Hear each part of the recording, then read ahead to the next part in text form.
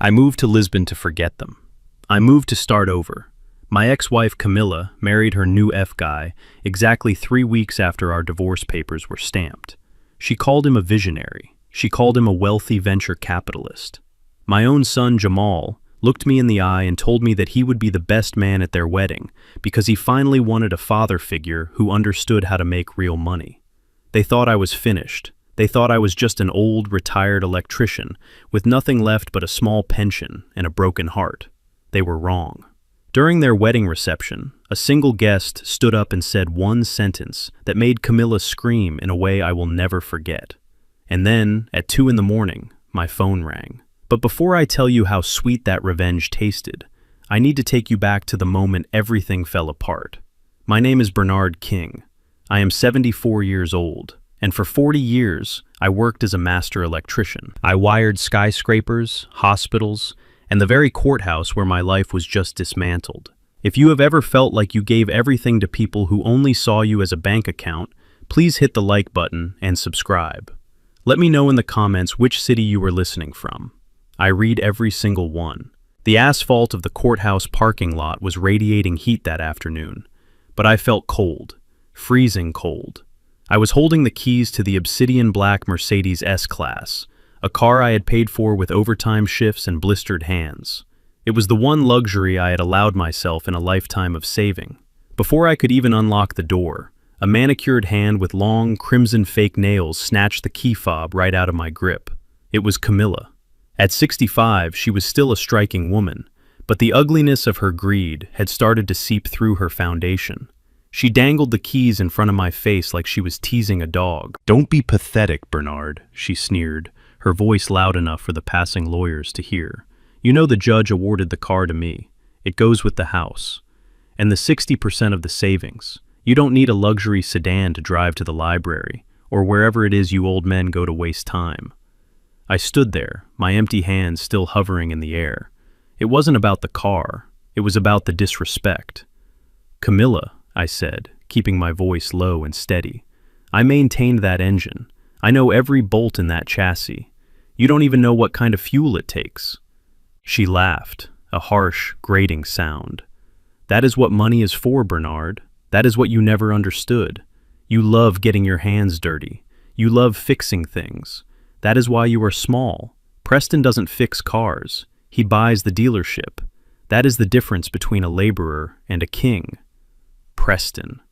The name tasted like bile. The man she had been seeing for 6 months behind my back. The man she was now leaving me for.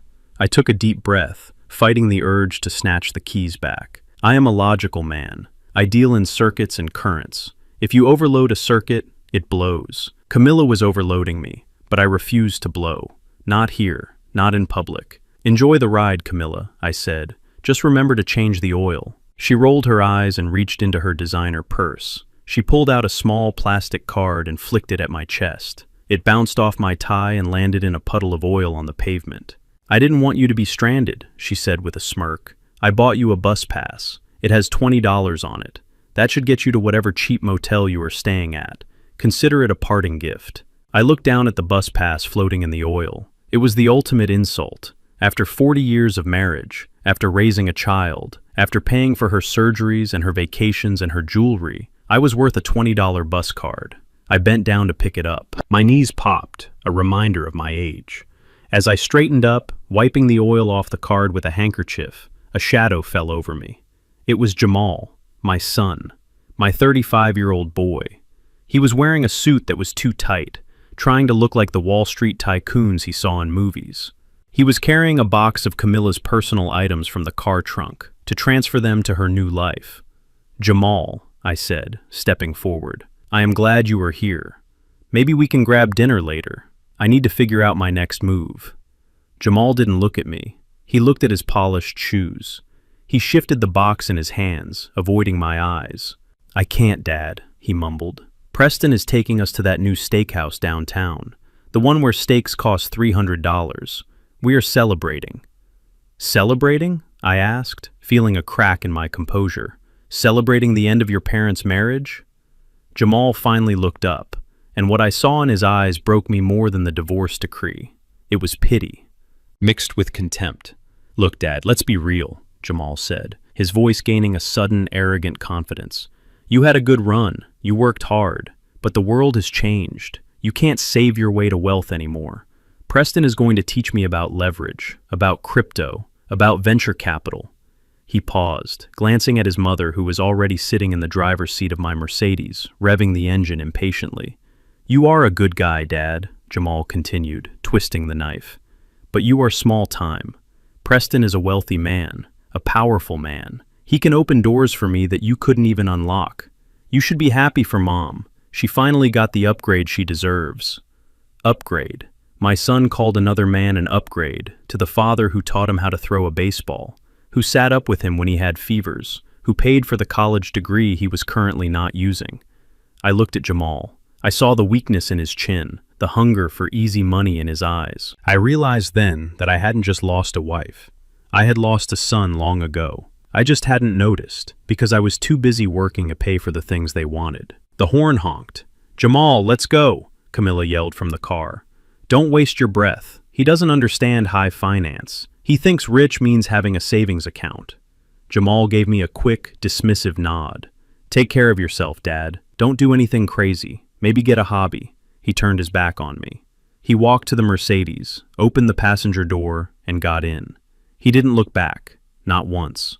I watched as the car peeled out of the parking lot, leaving a trail of exhaust fumes. I stood there, alone, clutching the oily bus pass in one hand and my small suitcase in the other. Most men would have cried. Most men would have gone to a bar and drank themselves into a stupor. But I am not most men. I am a master electrician. When a system is corrupted, you don't mourn it. You disconnect it. You isolate the fault. And then you build a new circuit. I walked to the bus stop bench and sat down.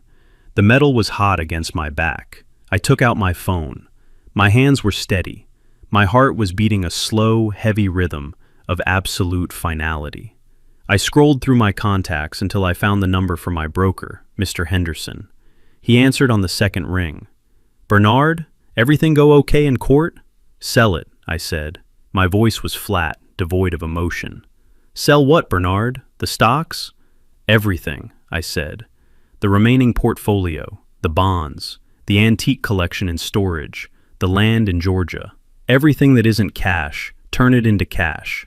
Today. There was a silence on the line. Bernard, that is a significant liquidation. Are you sure? The market is a bit volatile right now. You might lose a few percentage points. I don't care, I said, watching a city bus rumble toward me, spewing black smoke. Liquidate it all, and wire the funds to the international account we set up last month. The international account? Bernard, are you going somewhere? Yes, I said, as the bus screeched to a halt in front of me. The doors hissed open, revealing a tired driver who looked like he hated his life. I stepped up, tapping the oily card Camilla had thrown at me against the reader. It beeped. Approved. I am going to Portugal, Mr. Henderson, I said, stepping to the back of the bus. When? He asked. Tonight, I replied. I hung up the phone and looked out the dirty window. The city of Chicago, the city I had helped build with my own hands, slid past me. My ex-wife thought she had stripped me bare. My son thought I was a failure.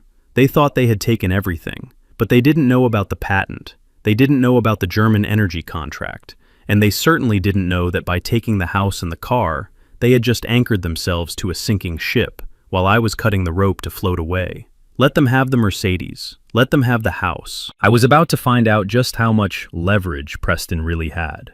I closed my eyes and let the vibration of the bus engine soothe me. This wasn't the end. This was the beginning of their education, and tuition was going to be very, very expensive. 6 months. That is how long it takes to learn that silence is not empty, but full of answers. In Chicago, my life had been a constant cacophony of demands. Camilla wanting a new sunroom, Jamal needing bail money for a failed business venture, Tiffany complaining that our family dinners weren't Instagrammable enough. But here in Lisbon, on the terrace of an apartment that overlooks the Tagus River, the only sound was the distant chime of a tram and the seagulls circling the red tile roofs. I took a sip of my espresso. It was strong, dark, and simple, just the way I like it. My neighbors here think I am just a retired pensioner living on Social Security. They see an old man in a linen shirt and comfortable sandals, walking to the market to buy fresh sardines. They treat me with a kindness I hadn't felt in decades. Bom dia, Senor Bernard, the baker says every morning.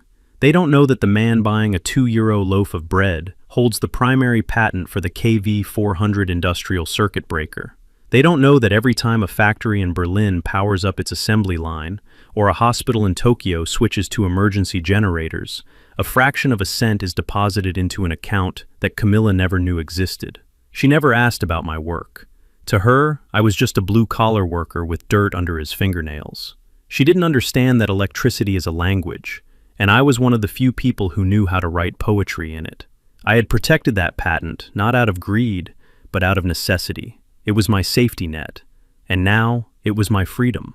I placed my cup on the saucer, enjoying the warmth of the ceramic. I was finally breathing. My blood pressure was down. The phantom pains in my back were gone. I was ready to close the book on my past life completely.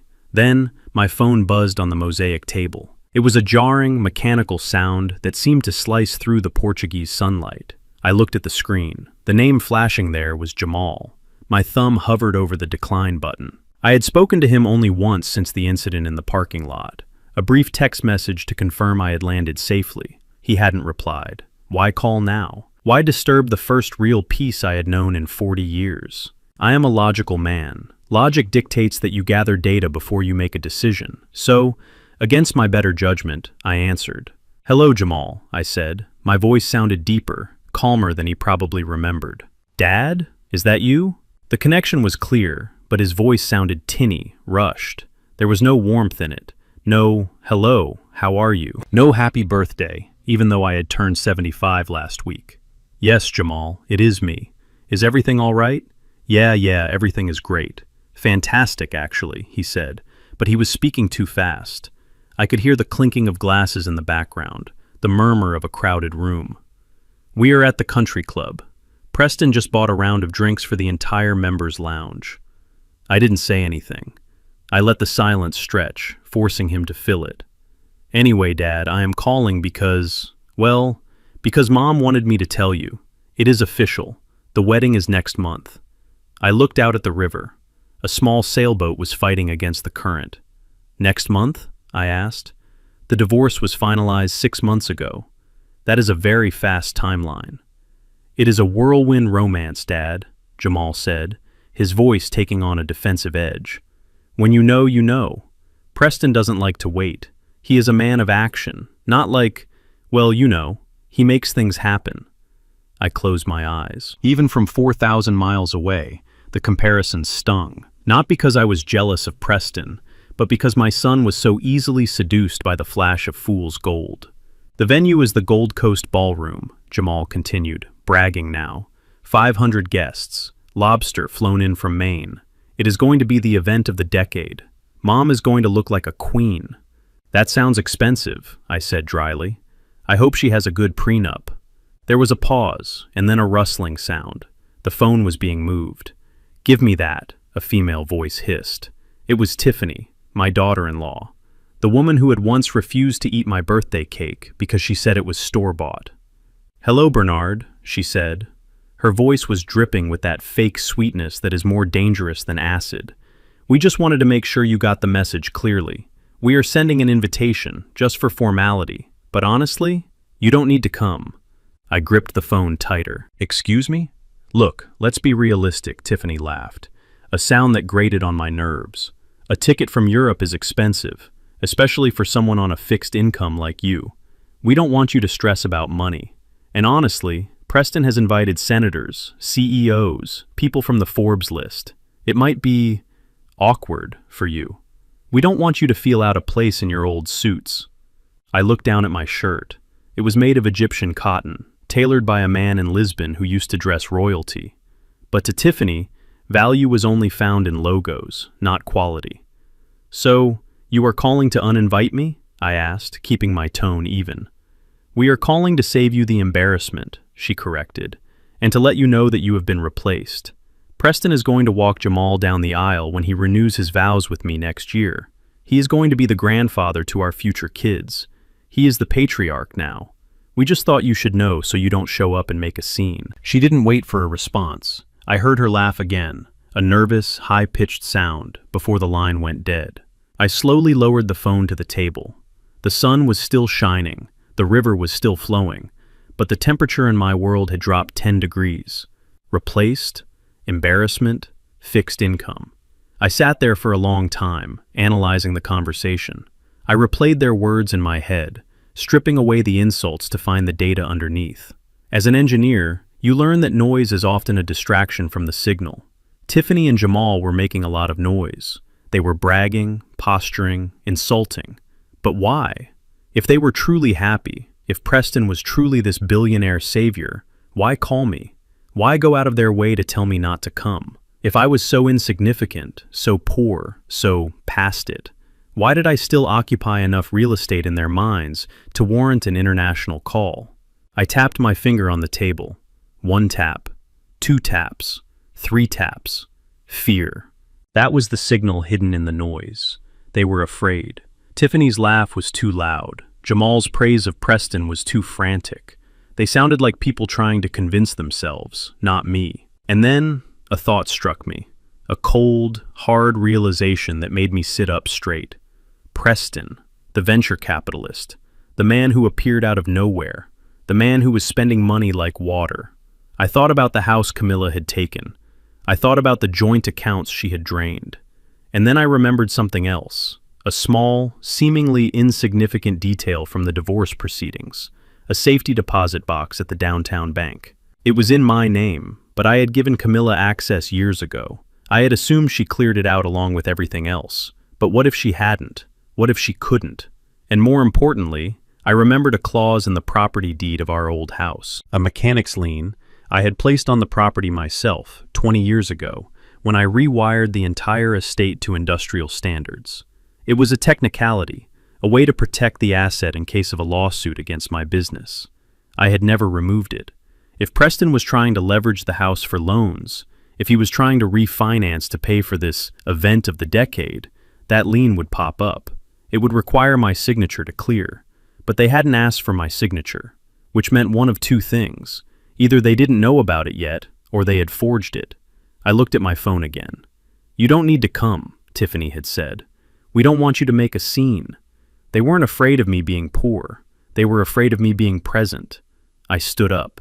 The peaceful retirement, the sardines, the afternoon naps, they would have to wait. There was a short circuit in the system, and it was threatening to burn down the only thing I still cared about. My name and my legacy. I couldn't let my son, as foolish as he was, destroy himself completely. Or maybe, just maybe, I needed to see the fire with my own eyes to believe it. I opened the airline app on my phone. Tiffany had worried about me affording a ticket. She thought I would be scraping pennies together. I scrolled past the economy seats. I scrolled past business class. I selected first-class suites for the flight to O'Hare tomorrow morning. I wasn't going back for the wedding cake. I was going back to inspect the wiring, because I had a feeling that this wealthy new life my ex-wife was building was wired to explode, and I wanted to be holding the remote control when it happened. "One-way ticket," I whispered to the empty terrace. I went inside to pack. I chose my best suit, the charcoal gray one, the one that looked like armor. They wanted a ghost, they were about to get a haunting. Chicago O'Hare Airport has a specific smell. It smells of industrial cleaner, jet fuel, and anxiety. For 40 years, that smell meant work. It meant I was there to fix a blown transformer in Terminal 3, or troubleshoot the baggage claim conveyor belts that had jammed for the 100th time. But today, stepping off the plane from Lisbon, the smell was different. It smelled like a battlefield. I walked through the automatic doors of the International Arrivals Terminal, not as the hunched-over, exhausted man who had left 6 months ago, but as Bernard King, a man who had spent his mornings swimming in the Atlantic and his afternoons reading philosophy. My charcoal suit fit perfectly across my shoulders. I had lost 20 pounds of stress weight. My beard was trimmed sharp. I didn't look like a victim. I looked like a man who owned his own time.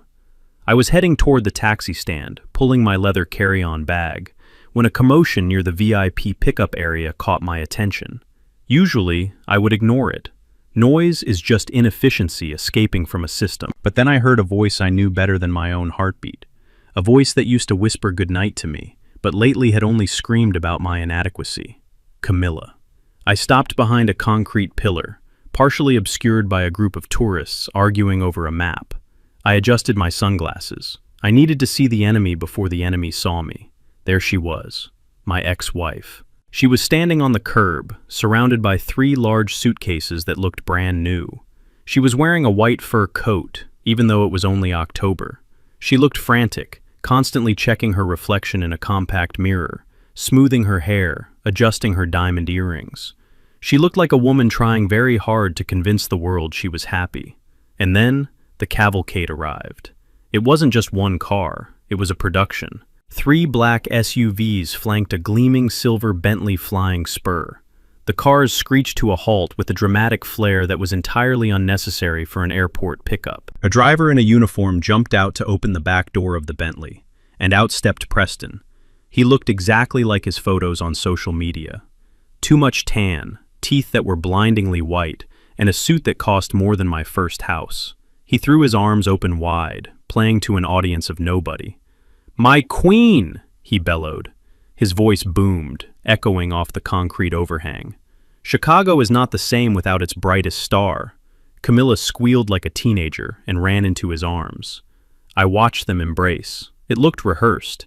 It looked like a scene from a soap opera that had been canceled due to bad acting. Jamal was there too, getting out of one of the SUVs, high-fiving the drivers, acting like he was part of a presidential motorcade. Most people walking by stopped to stare. They whispered to each other. "Who is that? Is that a movie star? Is that a billionaire?" I stared too, but I wasn't looking at the fur coat or the white teeth. I was looking at the car. Specifically, I was looking at the rear bumper of the silver Bentley. To the untrained eye, it was a symbol of unlimited wealth, a $200,000 machine. But I am not an untrained eye. I am a master electrician who spent 40 years servicing the garages of Chicago's elite and Chicago's pretenders. My eyes locked onto the license plate frame. It was discreet, black chrome, but I saw the logo etched into the bottom corner, a small, stylized crown with the letters EE, Empire Exotics.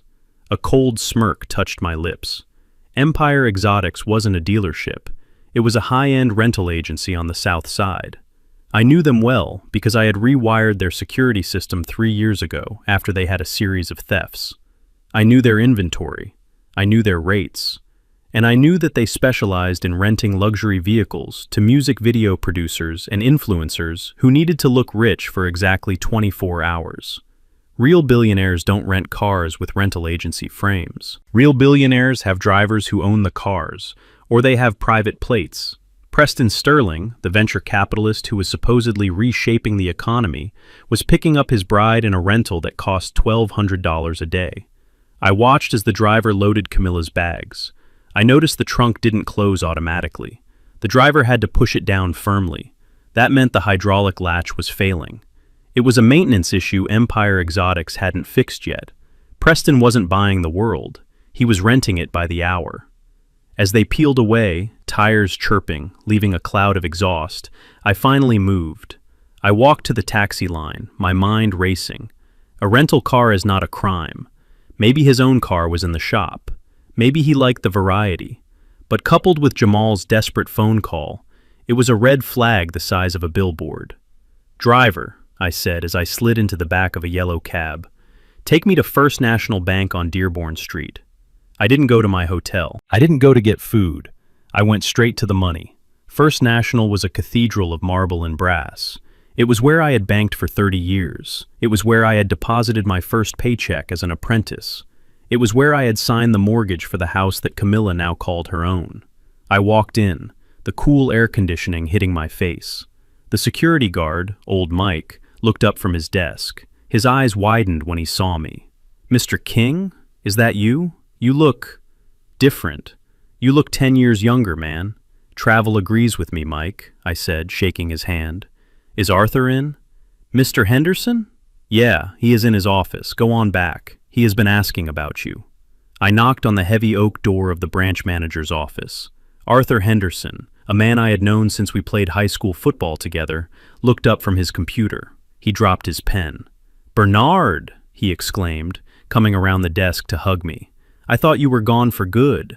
You look like you just bought the sun. I sat down in the leather chair opposite him. I didn't waste time with small talk. I am an engineer. I identify the fault and I fix it. Arthur, I need to see my file, and I need to ask you a question about the property. Arthur's smile faded. He sat back down, his expression shifting from friendly to professional, and then to something that looked like concern. He tapped a few keys on his keyboard. I assume this is about the recent activity? Arthur asked quietly. What activity? I asked. The divorce decree gave Camilla the house. My name is off the title. I know that. I signed the quitclaim deed. Yes, Arthur said, turning the monitor so I could see. Your name is off the title, but your name is still attached to the original lien history, so I get notified of major changes. Bernard, 2 weeks ago, Camilla refinanced the house. I leaned forward. Refinanced? Ideally, she should own it free and clear. I paid off that mortgage 5 years ago. She took out a home equity line of credit, Arthur said, pointing to a figure on the screen, a massive one. She pulled out 80% of the home's appraised value. That is $600,000, Bernard, in cash. The room went silent. The hum of the server in the corner seemed to grow louder. $600,000. That was the safety net I had built for her. That was the roof over her head. Why? I asked. Why would she need that kind of liquidity? She has half my savings. She has the alimony. Arthur hesitated. He looked at the door to make sure it was closed. She came in here with him, Bernard. That guy, Sterling. He did all the talking. He told the loan officer, who, by the way, was very charmed by him, that he needed bridge capital for a unicorn investment opportunity. He used a lot of buzzwords: blockchain, AI integration. He said he was letting Camilla in on the ground floor because he loved her. He said he was going to triple her money in 3 months. I felt a cold knot tighten in my stomach. It wasn't anger. It was the sickening feeling of watching a building collapse in slow motion because someone removed a load-bearing wall. He is a billionaire, Arthur, I said, my voice dripping with irony. Why does a billionaire need his fiancée's house money for bridge capital? Exactly, Arthur whispered. We ran a soft check on him, just standard procedure. Bernard, the man is a ghost. He has credit cards, sure. He has an LLC registered in Delaware, but he doesn't bank with any of the majors in Chicago. His wealth seems to be entirely liquid and moving constantly. But Camilla, she signed the papers. She was looking at him like he was a god. She wired the funds to his LLC account the same day. I sat back, staring at the ceiling. The rental Bentley. The frantic phone call from Jamal telling me not to come. The $600,000 extracted from the house like marrow from a bone. It wasn't just a bad marriage. It was a harvest. Preston Sterling wasn't marrying my wife. He was consuming her assets, and Jamal, my foolish, greedy son, was probably next in line to be eaten. Does Jamal know? I asked. Arthur shook his head. Jamal co-signed as a witness. He was talking about buying a Lamborghini with his share of the profits. I stood up. My hands were trembling, not from fear, but from the sheer magnitude of the stupidity I was witnessing. They had called me a failure. They had called me cheap. And all the while, they were handing the keys to the kingdom to a man who didn't even own his own car. Thank you, Arthur, I said, buttoning my jacket. Bernard, what are you going to do? Arthur asked, standing up.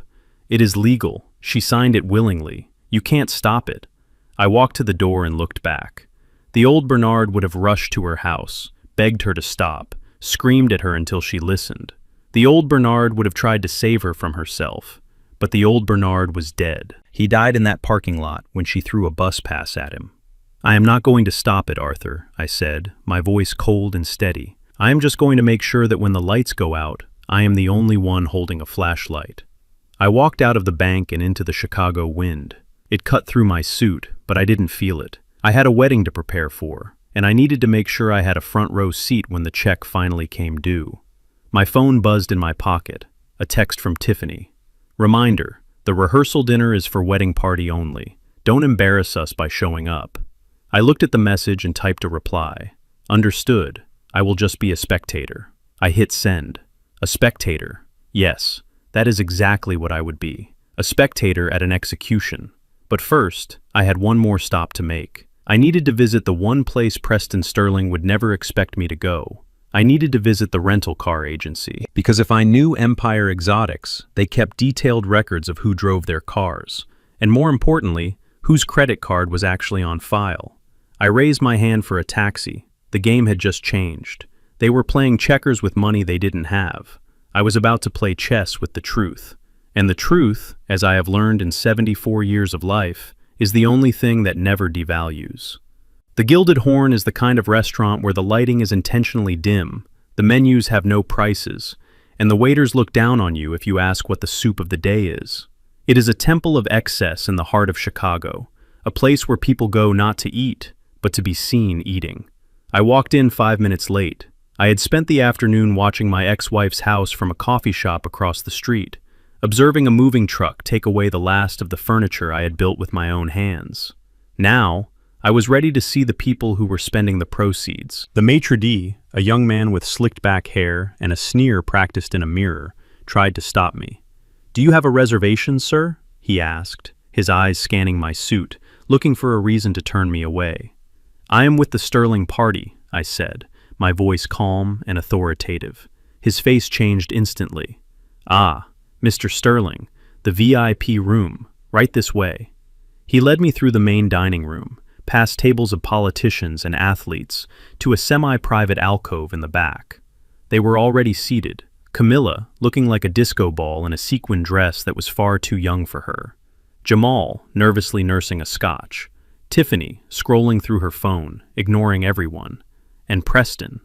Preston sat at the head of the table, his arms spread wide along the back of the leather booth, claiming space like a silverback gorilla. When he saw me, his smile didn't reach his eyes. It was a predator's grin. "Bernard!" he boomed, standing up halfway but not actually offering a hand. "We didn't think you would actually come.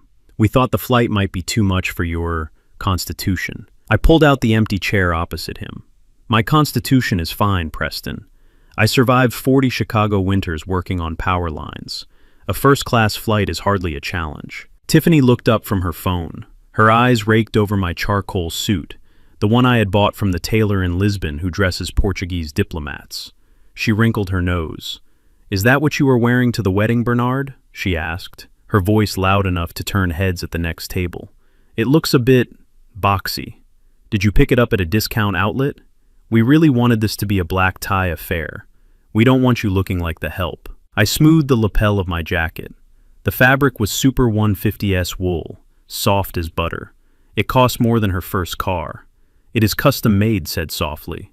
"In Europe, we prefer fit over flash." She rolled her eyes. "Europe, please. You probably bought it at a tourist trap." Preston is wearing Tom Ford. That is what success looks like. Camilla placed a hand on Preston's arm, marking her territory. "Don't be mean, Tiffany. Bernard does the best with what he has. He has always been frugal." Preston chuckled. "Let's get the man a drink. Waiter." A sommelier appeared instantly, holding a leather-bound wine list. "Bring us the Chateau Margaux, 1996, Preston commanded without even looking at the list. "And bring a tasting glass for my friend here." He pointed a thick finger at me. "Bernard, I want you to taste this. You probably drink that box stuff, right? Or maybe beer. This will educate your palate. It is a $2,000 bottle. Try not to gulp it." The table went silent. Jamal looked down at his plate. He knew I didn't drink boxed wine. He knew I had built a small wine cellar in our basement years ago, before Camilla turned it into a shoe closet. The sommelier poured a small amount of the dark red liquid into a glass and placed it in front of me. Preston watched me with amusement, waiting for me to be overwhelmed, to be grateful for his charity. I picked up the glass. I swirled it gently. I held it to the light. The color was slightly off, a bit too brown at the edges for a 96. I took a sniff. Cork, I thought. The wine was corked. It had turned. It smelled like wet cardboard and vinegar. I looked at Preston. He was beaming, expecting me to praise him. "Well?" he asked. "What do you think? Can you taste the oak? The history?" I set the glass down. "It is certainly distinct," I said diplomatically. "It has a very pungent aroma. I think it suits you perfectly, Preston." He didn't catch the insult. He laughed and clapped his hands. "Pour it for everyone. We are celebrating." "Celebrating what?" I asked. Preston leaned forward, his elbows on the table. The future, Bernard. My future. Our future. I just closed a seed round for my tech startup. We are going to revolutionize the way people buy groceries on the blockchain. Jamal here is going to be my vice president of operations. I looked at my son. Jamal, you are leaving your job at the logistics firm? That is a union job with benefits. Jamal finally looked at me. His eyes were defiant, but his hands were shaking. Dad, stop living in the past. Unions are for old people. Preston is giving me equity, stock options. When the company goes public in 2 years, I will be worth $10 million. And what is your salary until then? I asked. Jamal hesitated. We are taking a nominal salary to maximize growth. But Preston is covering my expenses. He is taking care of us. I looked at Camilla. She was nodding vigorously. He is so generous, Bernard. He paid off Jamal's student loans last week. Did you see the receipt? I asked her. Or did he just tell you he did it?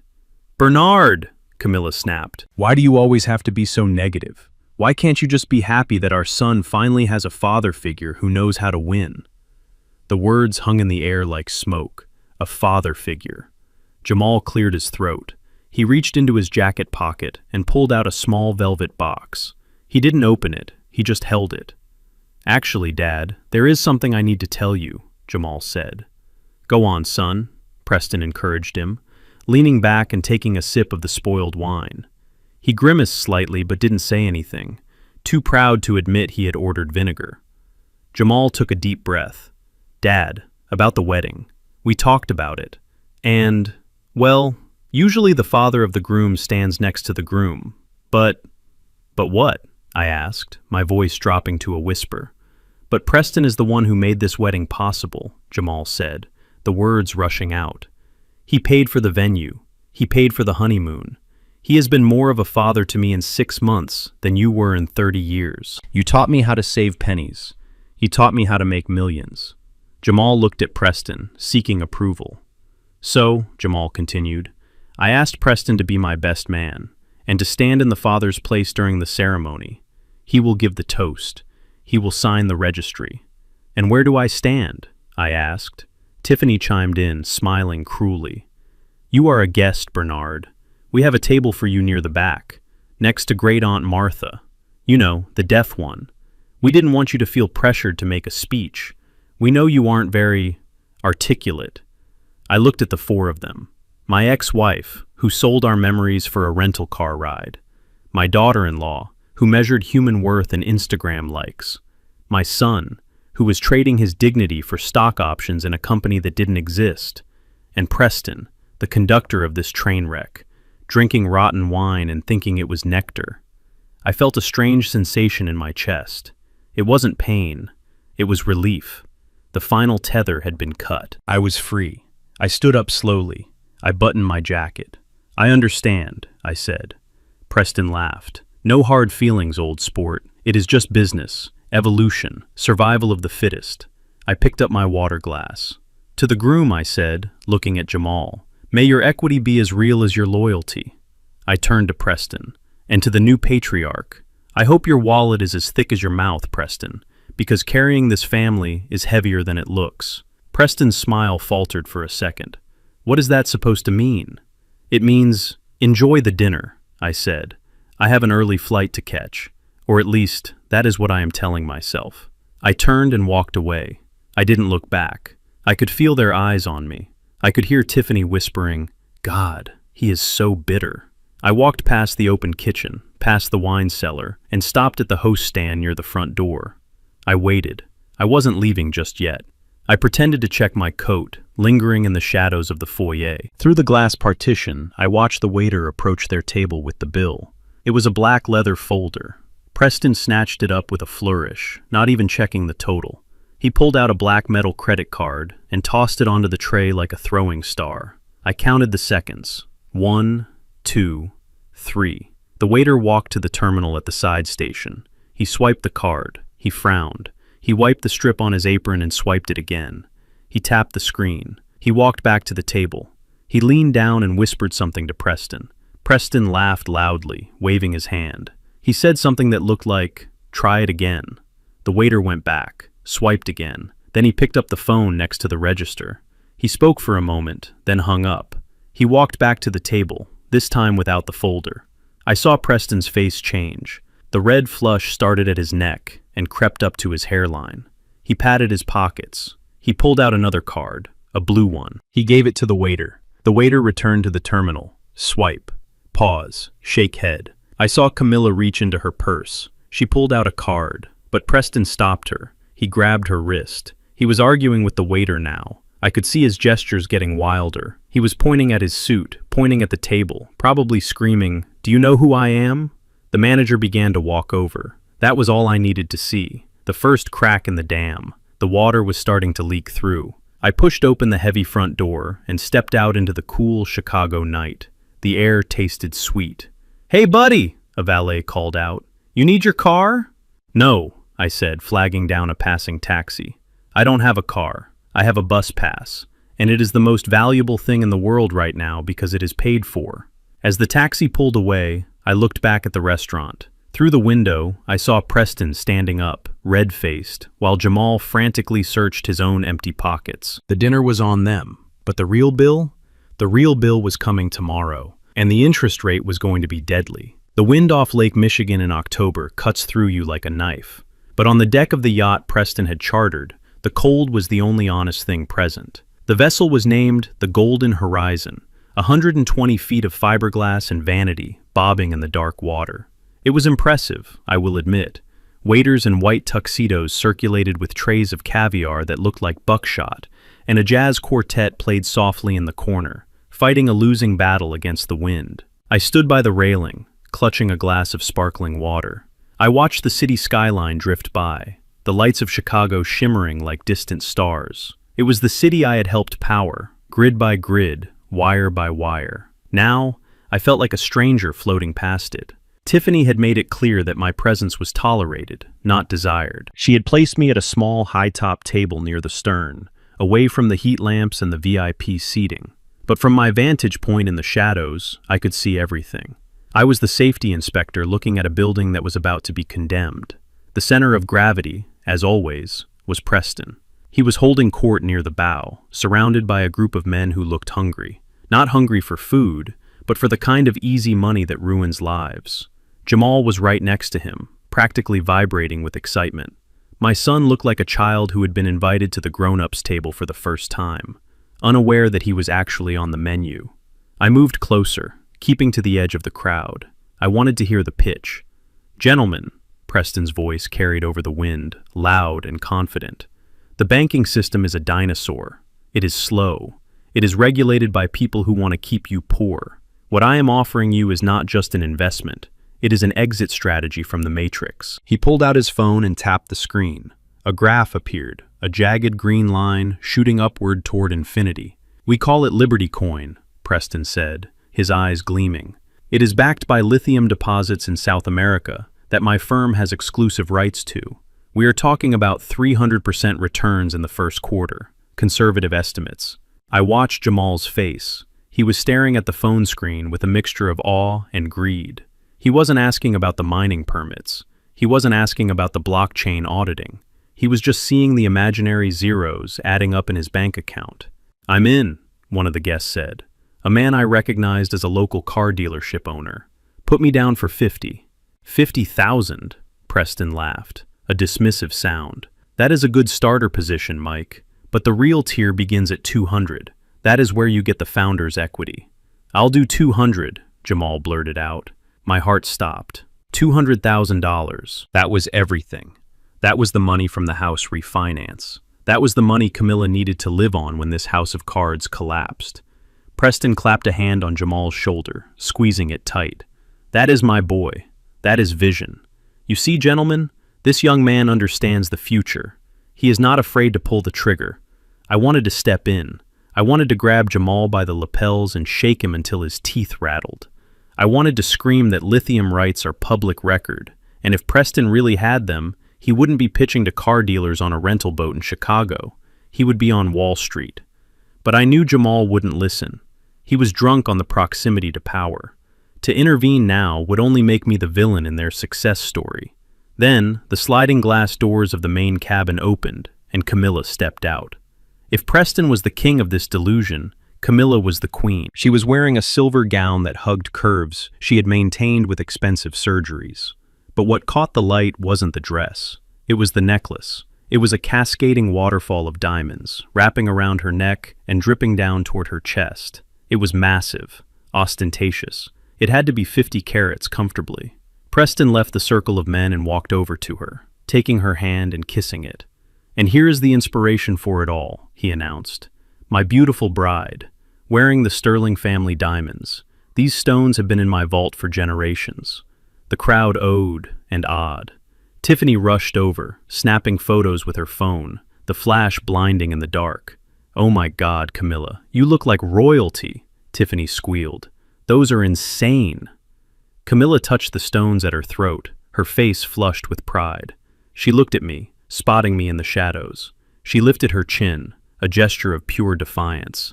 "See what I have?" her eyes said. "See what you could never give me?" I took a step closer. The engineer in me took over. I have a habit, a compulsion really, to understand how things are made. Years ago, for our 30th anniversary, I had saved for 3 years to buy Camilla a sapphire pendant. It wasn't huge, but it was flawless. I had spent weeks with a gemologist, learning about clarity, cut, and the refractive index. I learned how light behaves when it enters a dense stone. I learned that a real diamond has a very specific way of breaking light. It handles light with dignity. It flashes gray and white, with subtle fires of orange or blue. I narrowed my eyes, focusing on the necklace as Camilla moved under the deck lights. The stones were flashing, but they were flashing too much. They were throwing out a disco ball effect. Reds, greens, purples. It was a chaotic explosion of color. That is known as double refraction. Diamonds are singly refractive. They don't split light like that. Moissanite does.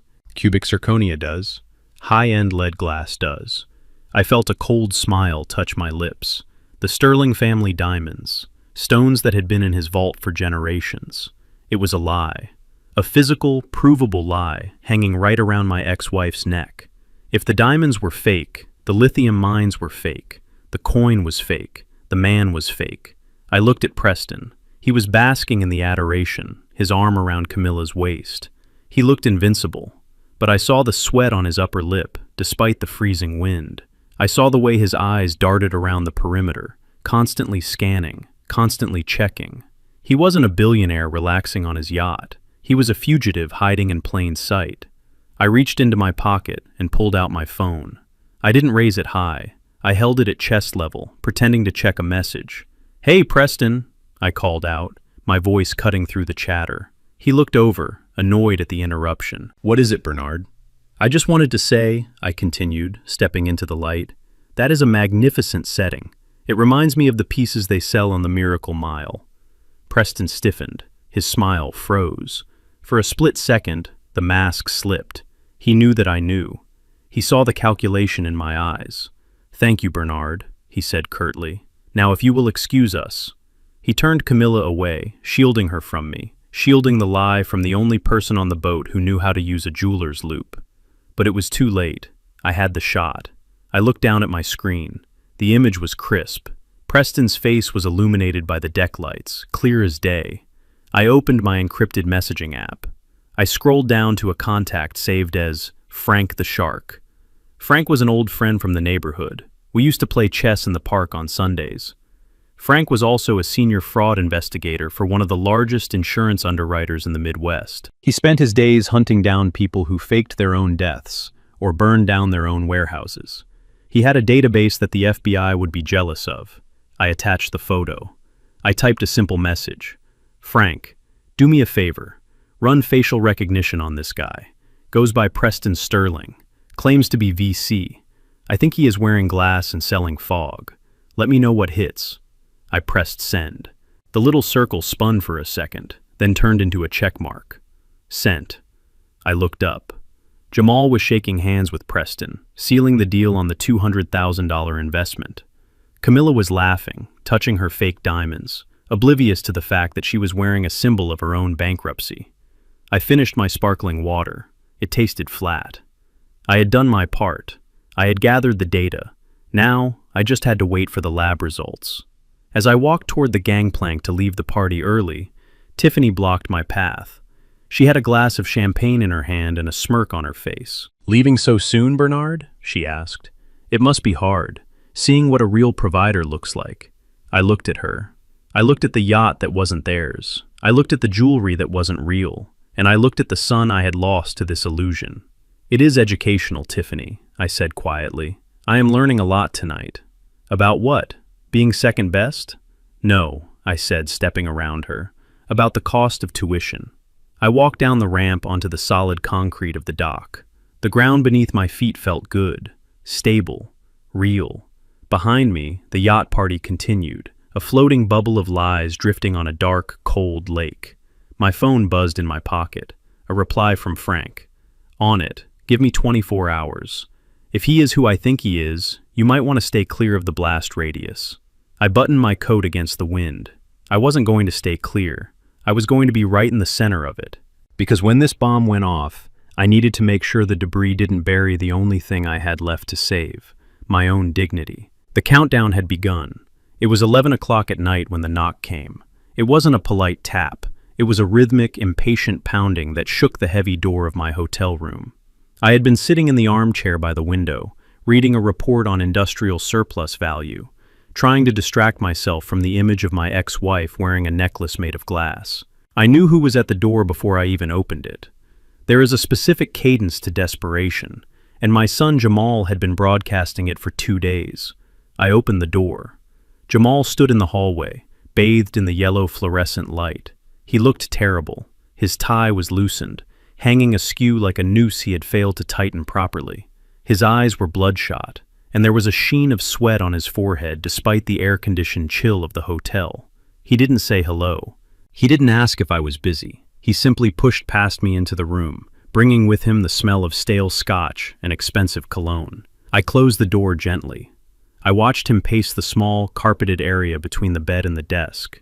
He was vibrating with nervous energy, his hands opening and closing into fists. "Do you want some water, Jamal?" I asked, keeping my voice low. "You look dehydrated." "I don't need your water, Dad," he snapped, spinning around to face me. "I need you to be reasonable. For once in your life, I need you to stop being a roadblock and start being a team player." I walked over to the minibar and poured a glass of water anyway. I placed it on the desk. "I am always reasonable," I said. "That is why I am an engineer. Reason is what keeps buildings from falling down. What is the emergency, son?" Jamal reached into the inner pocket of his jacket. He pulled out a document, folded into thirds. It looked like it had been handled roughly. He smoothed it out on the desk, his movements jerky and uncoordinated. "It's the trust," he said. "The education fund you set up for the grandkids." I looked at the paper. It was the deed to the King family trust. It wasn't a fortune. It was $50,000 that I had scraped together over 20 years. Every time I worked a holiday, every time I took a double shift in a freezing basement, I put $100 into that account.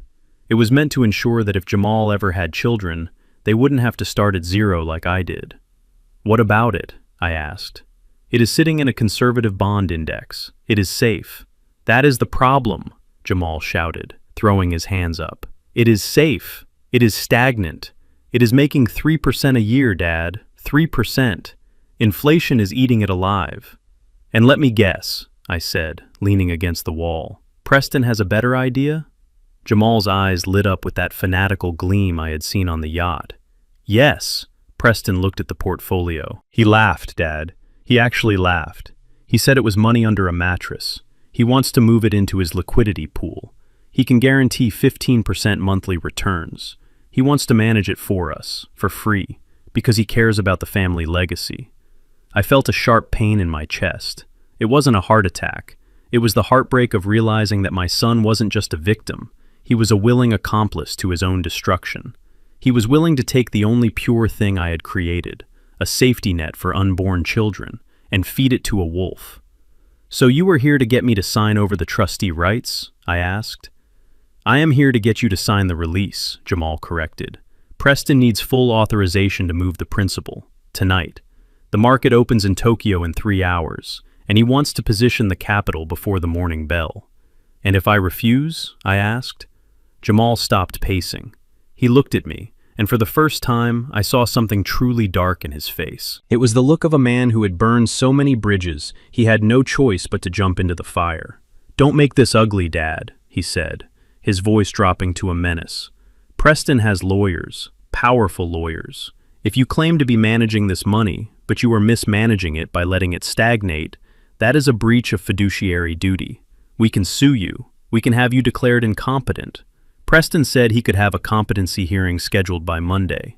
"Do you want to spend your retirement fighting a legal battle you can't afford?" I stared at him. My own son was threatening to declare me senile. He was threatening to drag me through the mud, to destroy my reputation, all to get his hands on $50,000 to give to a con artist. I realized then that the boy I raised was gone. The boy who used to cry when he scraped his knee. The boy who used to help me carry my toolbox. He had been consumed. What stood before me was a hollow shell, filled with another man's lies. "You would do that?" I asked softly. "You would sue your own father." Jamal flinched, just for a second. But then the greed took over again. "I am doing what is best for the family," he said, reciting the script. "I am maximizing our assets. Just sign the paper, Dad. Don't be a dinosaur." I walked over to the desk. I looked at the document. It was a standard transfer of trusteeship. It gave Jamal full control over the principal amount, effective immediately. If I signed this as it was, the money would be gone by morning. Preston would drain it, use it to pay off the catering bill or the yacht rental, and my grandchildren would be left with nothing. But if I didn't sign, Jamal would cause a scene. He would drag this out. He would scream and threaten, and honestly, I was tired. I was so incredibly tired of fighting a war against people who were determined to surrender. But I am a master electrician. When you can't stop the current, you divert it. You install a breaker.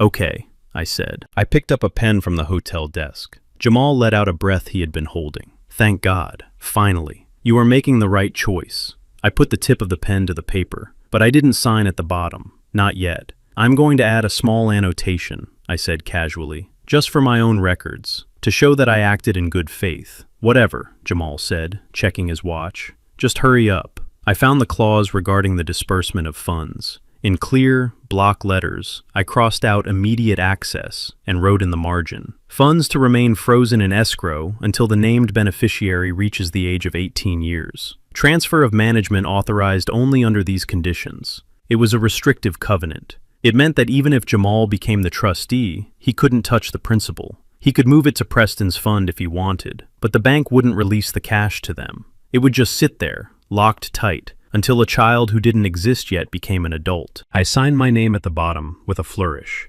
"There," I said, "it is all yours." Jamal snatched the paper from under my hand before the ink was even dry. He didn't read it. He didn't even look at the paragraph I had altered. He just saw the signature at the bottom. That was all he cared about, the victory. "About time," he muttered, folding the paper and shoving it back into his pocket. "Preston is going to be pleased. This shows commitment." He turned to the door. He didn't say thank you. He didn't say goodbye. He had what he wanted. "Jamal," I said. He stopped, his hand on the doorknob. "What?" "I hope you read the fine print on everything Preston gives you," I said, "because the devil is always in the details." He scoffed. "Preston doesn't have fine print. He operates on a handshake. That is how real business is done." He opened the door and walked out, slamming it behind him.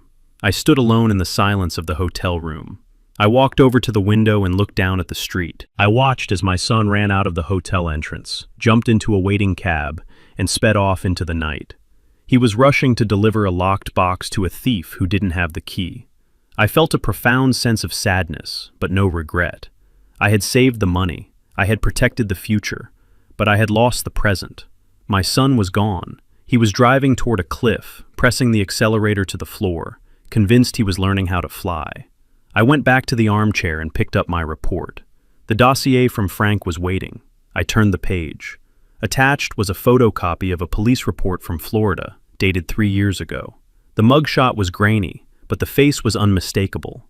It wasn't Preston Sterling. It was Pete Stalinsky, arrested for selling fake timeshares to retirees. I looked at the date of the wedding, 2 days away. I took a sip of the water I had poured for Jamal. It was cool and clean. "Sleep well, son," I whispered to the empty room.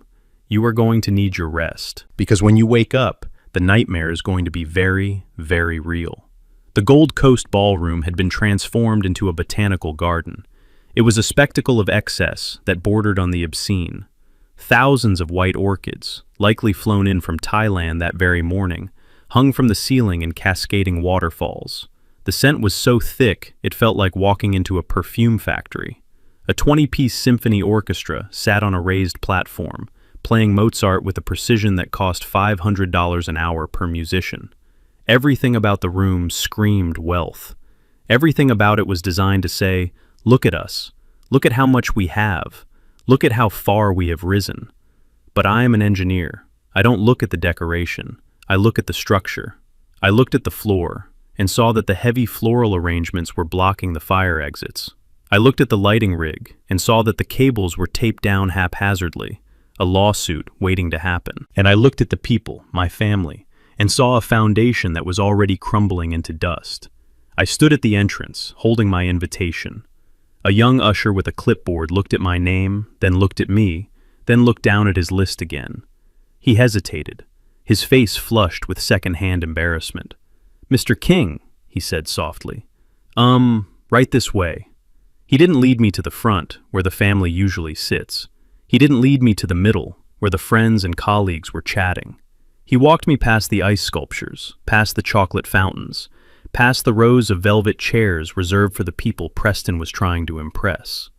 We kept walking until we reached the back wall. "Here we are, sir," the usher mumbled, not making eye contact. "Table 42. It was the very last table in the room. It was positioned directly next to the swinging double doors of the kitchen, where waiters were rushing in and out with trays of food, creating a constant clatter of silverware and shouting. To my left was the entrance to the restrooms. Every time someone opened the door, the smell of industrial air freshener and plumbing wafted over our centerpiece. I sat down. My companions at the table were a collection of ghosts from the past. There was Great Aunt Martha, who was 90 years old and thought she was at a bingo hall. There was a second cousin from Camilla's side, who I hadn't seen in 15 years and who was already drunk. And there were 3 empty chairs. Even the outcasts didn't want to sit here. This was it. This was my place in their new world. I wasn't just an ex-husband. I was garbage. I was something to be hidden away near the toilets and the trash. I placed my hands on the tablecloth. It was silk. I calculated the cost of this wedding in my head. The flowers, the venue, the orchestra, the food. It had to be upwards of $300,000. Half the money Camilla had extracted from the house was already gone, burned up in a 6-hour party to celebrate a fraud. I poured myself a glass of water from the pitcher. I didn't drink the wine. I needed a clear head. Suddenly, a sharp jolt rocked my chair. I looked up. Tiffany was standing over me. She was wearing a bridesmaid dress that was cut too low and cost too much. Her face was caked in makeup, but it couldn't hide the ugliness of her expression. She had kicked the leg of my chair with her heel. "Oops," she said, her voice dripping with fake innocence. "I didn't see you there, Bernard. You blend in so well with the service staff." She leaned in closer, her perfume overpowering the smell of the kitchen. "I hope you are comfortable," she whispered. "We thought this location was appropriate. It is where the waste goes. That is what you are, right? Waste. You are the past that we are flushing away." I looked at her. I looked at the young woman who had married my son. I remembered when she first met Jamal. She had been sweet then, or maybe she was just better at acting. Now, the mask was gone.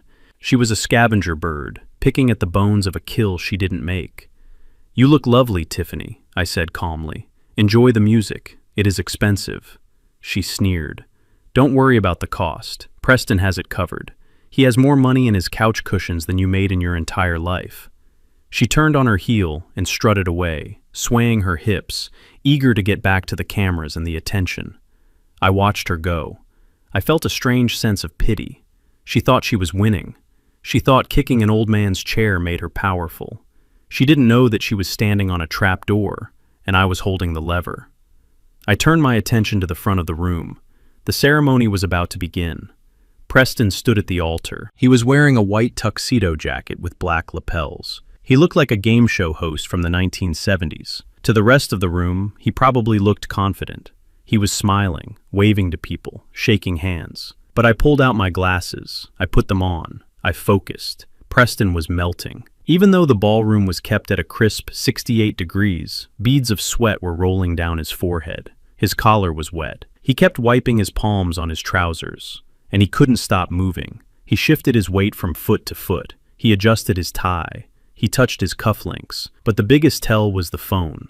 Every 30 seconds, when he thought no one was looking, he would slide his phone out of his pocket, glance at the screen, and then shove it back in. His expression would tighten for a fraction of a second, a micro-expression of pure panic, before he plastered the smile back on. I knew that look. It is the look of a contractor who realizes he forgot to install the support beams, and the concrete is already pouring. He was waiting for something. A wire transfer, a confirmation, or maybe a warning. Jamal was standing next to him, beaming with pride, puffing out his chest. My son looked at Preston with total adoration. He didn't see the sweat. He didn't see the panic. He only saw the white tuxedo and the promise of millions. The orchestra swelled. The wedding march began. The heavy double doors at the back of the room opened.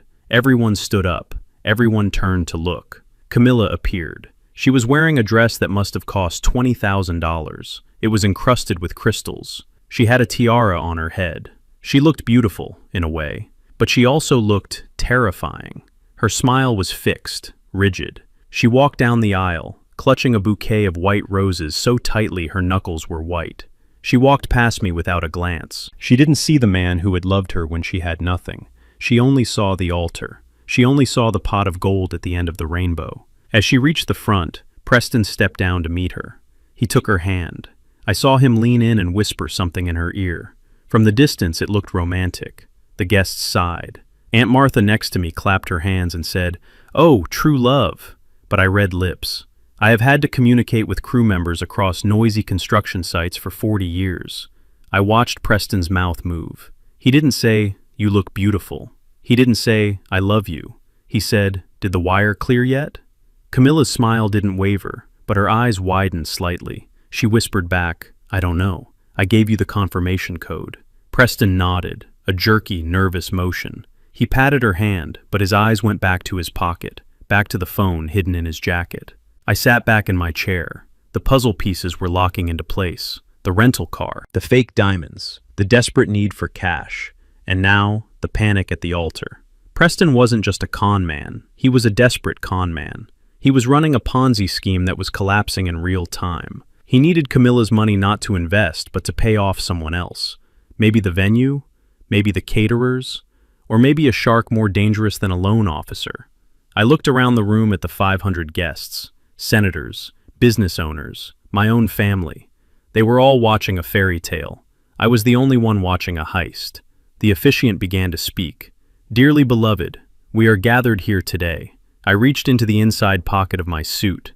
I touched the cool paper of the police report I had printed out at the hotel business center. I also touched the second envelope, the one containing the email from Frank regarding the facial recognition match. I wasn't going to stop the wedding. That would be too easy. I was going to let them say I do. I was going to let the knot be tied. Because when you demolish a building, you don't knock it down halfway. You wait until the structure is fully committed to gravity, and then you pull the pin. I took a sip of water. It was warm. Go ahead, Preston, I thought. Say the vows. Promise to love and to cherish.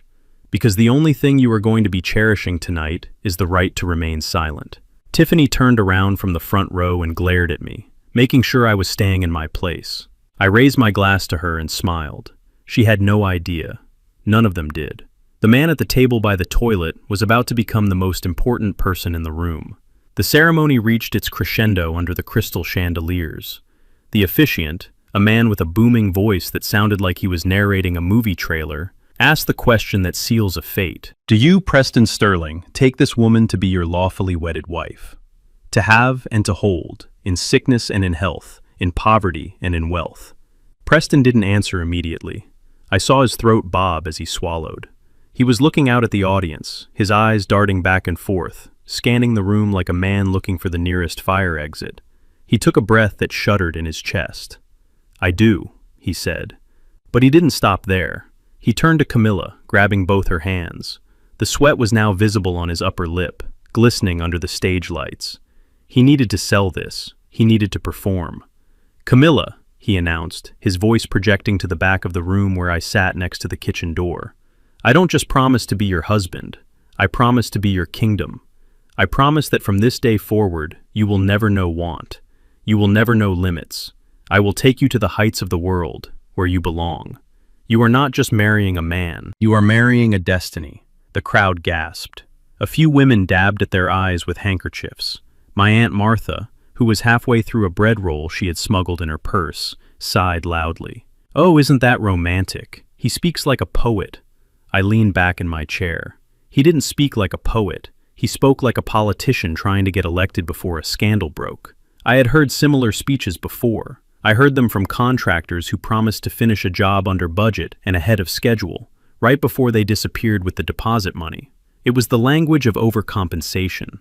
When the foundation is weak, you decorate the facade with gold paint. Camilla was eating it up. She looked at him with the adoration that made my stomach turn. Not because I still loved her. That ship had sailed the moment she threw my keys on the pavement. But because I knew how much that look was going to cost her. She believed him. She believed that she had finally won the lottery. She didn't realize she was holding a ticket for a drawing that had happened yesterday. "I take you, Preston," she sobbed into the microphone, "to be my king." They exchanged rings. Preston fumbled with the band. His hands were shaking so badly that he almost dropped it. He laughed it off, a nervous, high-pitched chuckle that didn't match his baritone persona. "I'm just so excited, folks," he shouted to the crowd. As he slid the ring onto her finger, I scanned the room again. I am an observer. It is what I do. I look for the anomaly in the circuit. I look for the one wire that is frayed, the one fuse that is too hot. And then I found him. He was sitting at table number 1, the VIP table, the table reserved for the groom's closest family and most important business partners.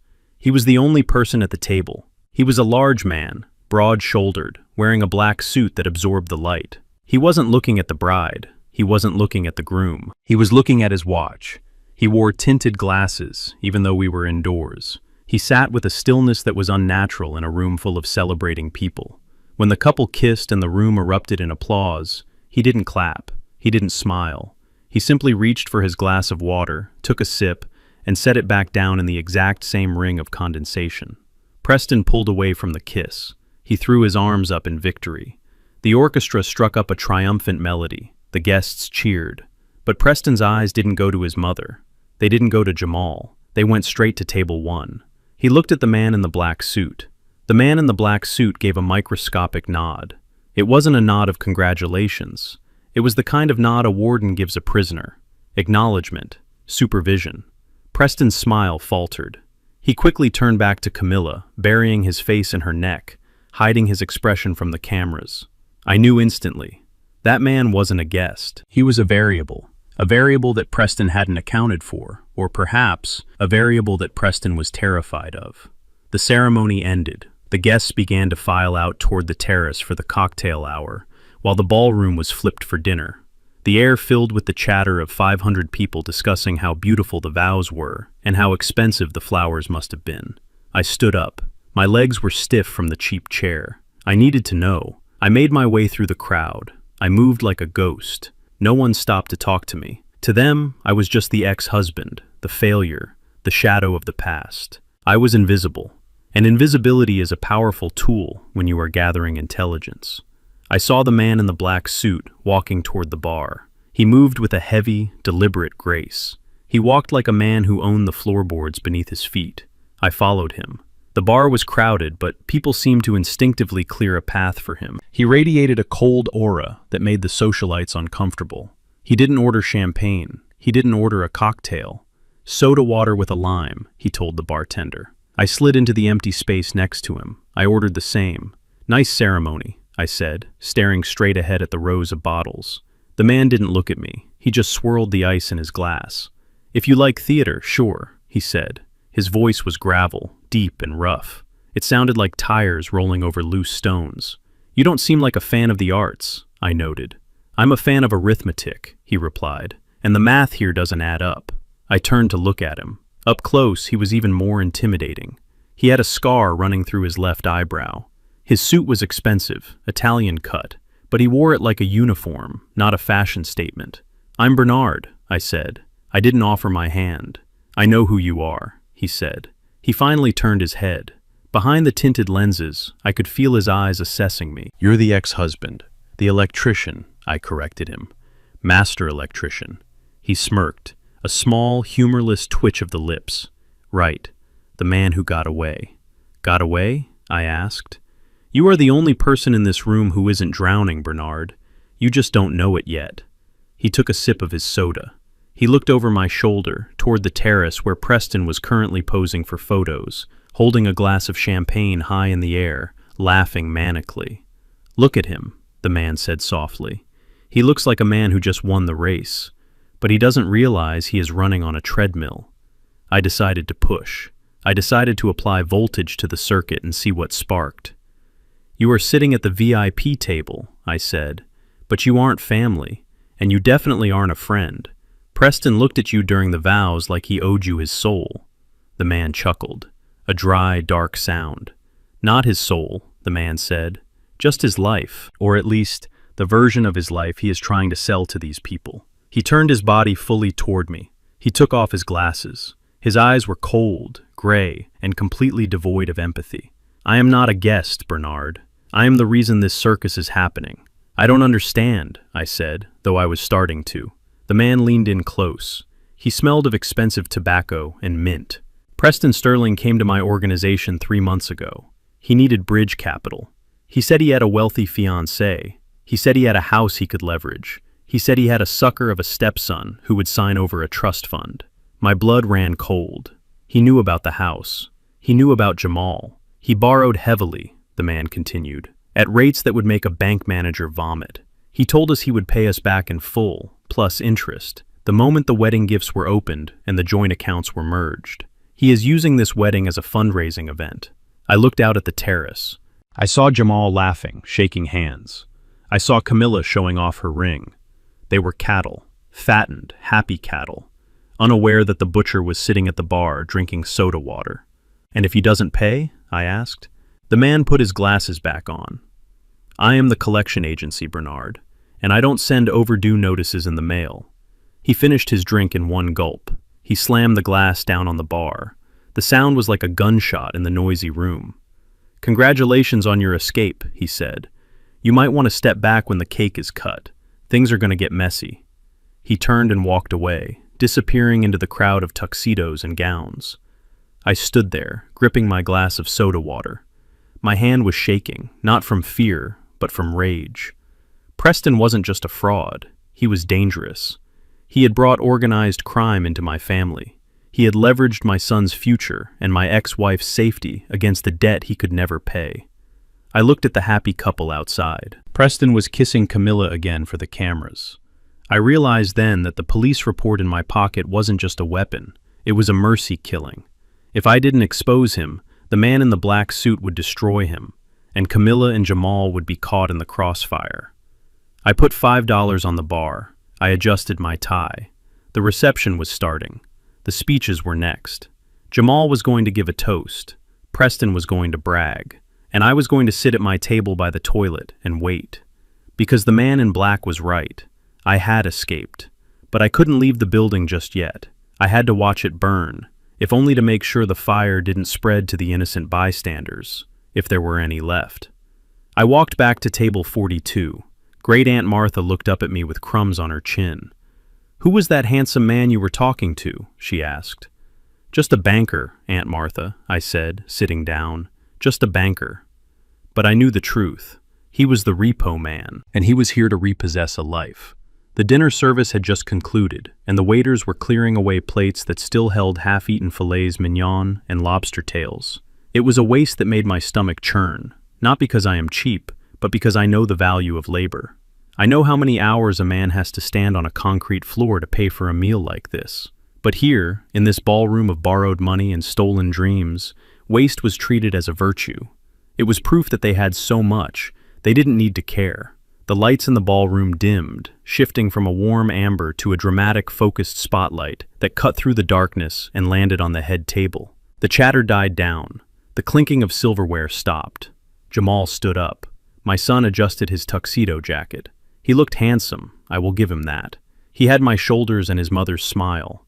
But as he took the microphone from the MC, I saw a stranger. His posture was arrogant, his chin lifted in a way that mimicked Preston exactly. He tapped the microphone twice, thump, thump, a sound that echoed through the massive speaker system. "Ladies and gentlemen, distinguished guests, and my new family," Jamal began. His voice was smooth, practiced. He had clearly rehearsed this in front of a mirror. He paused for effect, letting his gaze sweep over the VIP tables. He didn't look toward the back of the room. He didn't look toward the kitchen doors, where I sat next to the ice machine. "We are here to celebrate love," Jamal continued. "But for me, today isn't just about a wedding. It is about an awakening. It is about realizing that life doesn't have to be a struggle. It doesn't have to be a slow, painful climb up a ladder that leads nowhere." I took a sip of my lukewarm water. I knew where this was going. "Growing up," Jamal said, his voice dropping to a somber, almost tragic tone, "I was taught that money was scarce. I was taught that you had to hoard every penny. I was taught that dreaming big was dangerous because you might fall. My childhood was defined by the word no. No, we can't afford that trip. No, that car is too expensive. No, we don't take risks." A few guests nodded sympathetically. Poor boy, they were thinking. Growing up with a father who paid his bills on time and saved for college. How traumatic. "I was raised in the shadow of fear," Jamal said, gripping the microphone stand. "I was raised by a mindset that believed survival was the same thing as living. I love my biological father, wherever he is." He waved a vague hand toward the back of the room, not even bothering to point at me. It was a dismissal. It was a gesture you would use to shoo away a fly. But he is a man of the past. He is a man of the industrial age. He fixes things that are broken, but he never knew how to build something new. I felt a sharp pang in my chest, but I suppressed it. "I am an engineer." I analyzed his statement. "I fixes things." Yes. I fixed the electrical grid that was currently powering the microphone he was using to insult me. I fixed the safety systems that protected the hospital where he was born. He saw labor as a failure. I saw it as the foundation of civilization. But then, Jamal's face lit up. He turned to Preston. Then I met Preston Sterling. Applause broke out. Preston beamed, waving regally to the crowd. "Preston didn't just step into my mother's life," Jamal said, his voice rising with emotion. "He stepped into mine. He showed me that a man isn't defined by how much he saves, but by how much he generates. He taught me that the only limit is the one you put on yourself. In 6 months, Preston has taught me more about business, about courage, and about being a man than I learned in 35 years of mediocrity." Mediocrity. The word hung in the air. Camilla was sobbing now. She was dabbing her eyes with a silk napkin, looking at Jamal with overwhelming pride. She thought this was beautiful. She thought her son was finally expressing himself. She didn't see that he was reciting a suicide note for his own character. "Preston is the father I never had," Jamal declared. The room went silent for a heartbeat, and then erupted. People were standing up. They were cheering. It was a standing ovation for betrayal. I sat perfectly still. I didn't slouch. I didn't look down. I watched my son destroy our history to please a stranger. "He is a visionary," Jamal shouted over the applause. "He is a titan, and I am honored, truly honored, to call him Dad." He picked up his champagne glass. It was crystal, sparkling under the spotlight. "So I want to propose a toast," Jamal said. The crowd quieted down, waiting for the climax. "To Preston and Camilla, to the union of beauty and power, and to the future. A future where we don't count pennies, we count millions. A future where we don't work for money, we make money work for us. To the Sterling legacy, to the Sterling legacy," the crowd roared back, 500 voices raised in unison. Jamal raised the glass high. He opened his mouth to say one last thing. Maybe he was going to say cheers. Maybe he was going to say, "I love you." We will never know.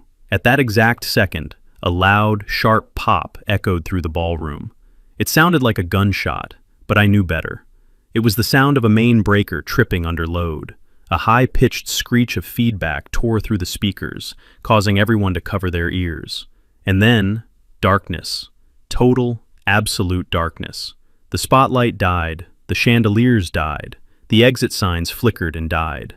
The hum of the air conditioning groaned and wound down to silence. The only light came from the few cell phones that were already out, casting eerie, pale blue shadows on confused faces. For a moment, there was silence, the kind of stunned silence that follows a car crash.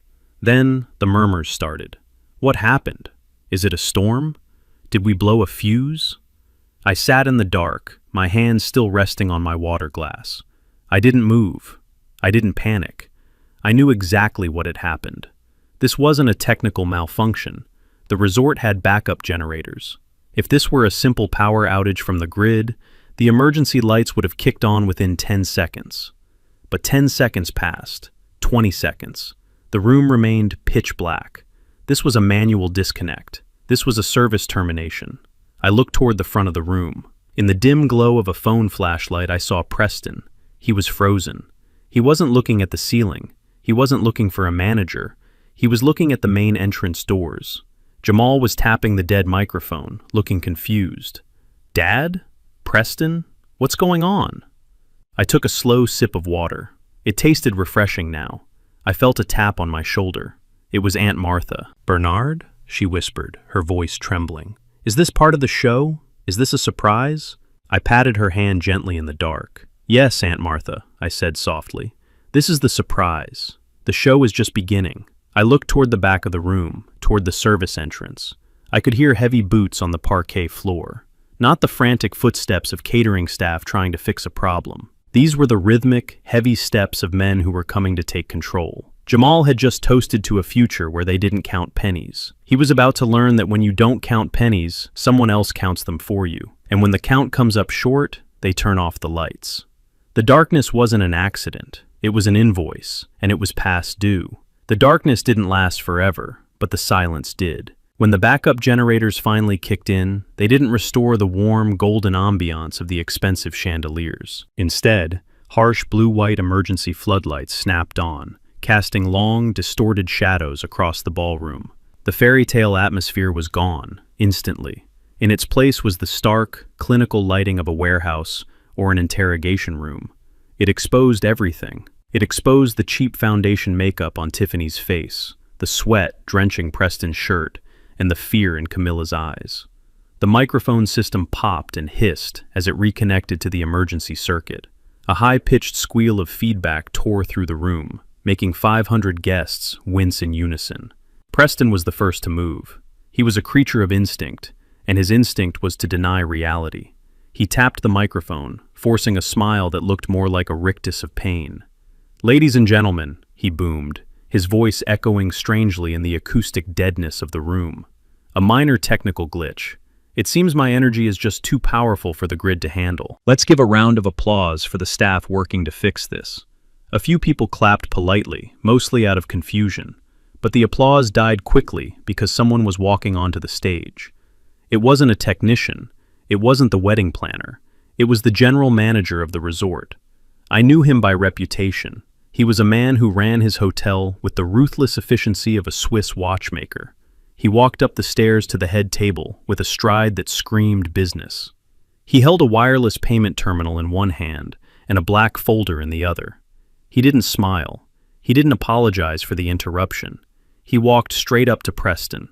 Preston tried to wave him off, covering the microphone with his hand. "Not now, Henri," he hissed. "We are in the middle of a toast." But Preston forgot one thing. In his panic, he hadn't covered the top of the microphone, only the side, and the gain on the emergency system was cranked up to maximum. "Mr. Sterling," the manager said. His voice wasn't shouting, but it was amplified to a deafening volume that reached every corner of the hall, including my table by the kitchen. "We have a problem with the payment for the second installment." Preston laughed nervously, trying to turn his body to block the manager from the audience's view. "A problem? I am sure it is just a wire delay. My bankers in Zurich are probably on a lunch break. We will sort it out Monday." The manager didn't budge. He stepped closer, invading Preston's personal space. "Sir, we ran the 3 cards you provided on file. The American Express Black, the Visa Infinite, and the corporate MasterCard." Preston was sweating profusely now. Under the harsh emergency lights, he looked like he was melting. Yes, I know. High-volume transactions. They trigger security protocols. It happens when you live at my level. Mr. Sterling, the manager cut him off, his voice ice cold. The cards didn't trigger a security protocol. They triggered a fraud alert. 2 of them have been reported stolen from a Dr. Peter Stalinsky in Florida. The third one has been declined for insufficient funds. The balance available was $12. The room went so quiet you could hear the hum of the ventilation fans. 500 people stopped breathing. Forks hovered halfway to mouths. Stolen? Someone whispered at a nearby table. $12? Someone else muttered. I sat back in my chair, crossing my arms. There it was. The first brick had fallen. Gravity was taking over. Preston's face turned a color I had never seen on a human being before. It was a mix of gray and purple.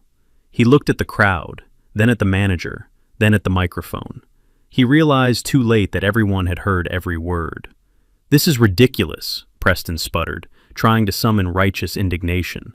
"Do you know who I am? I will buy this hotel and fire you. This is a banking error, a glitch in the algorithm."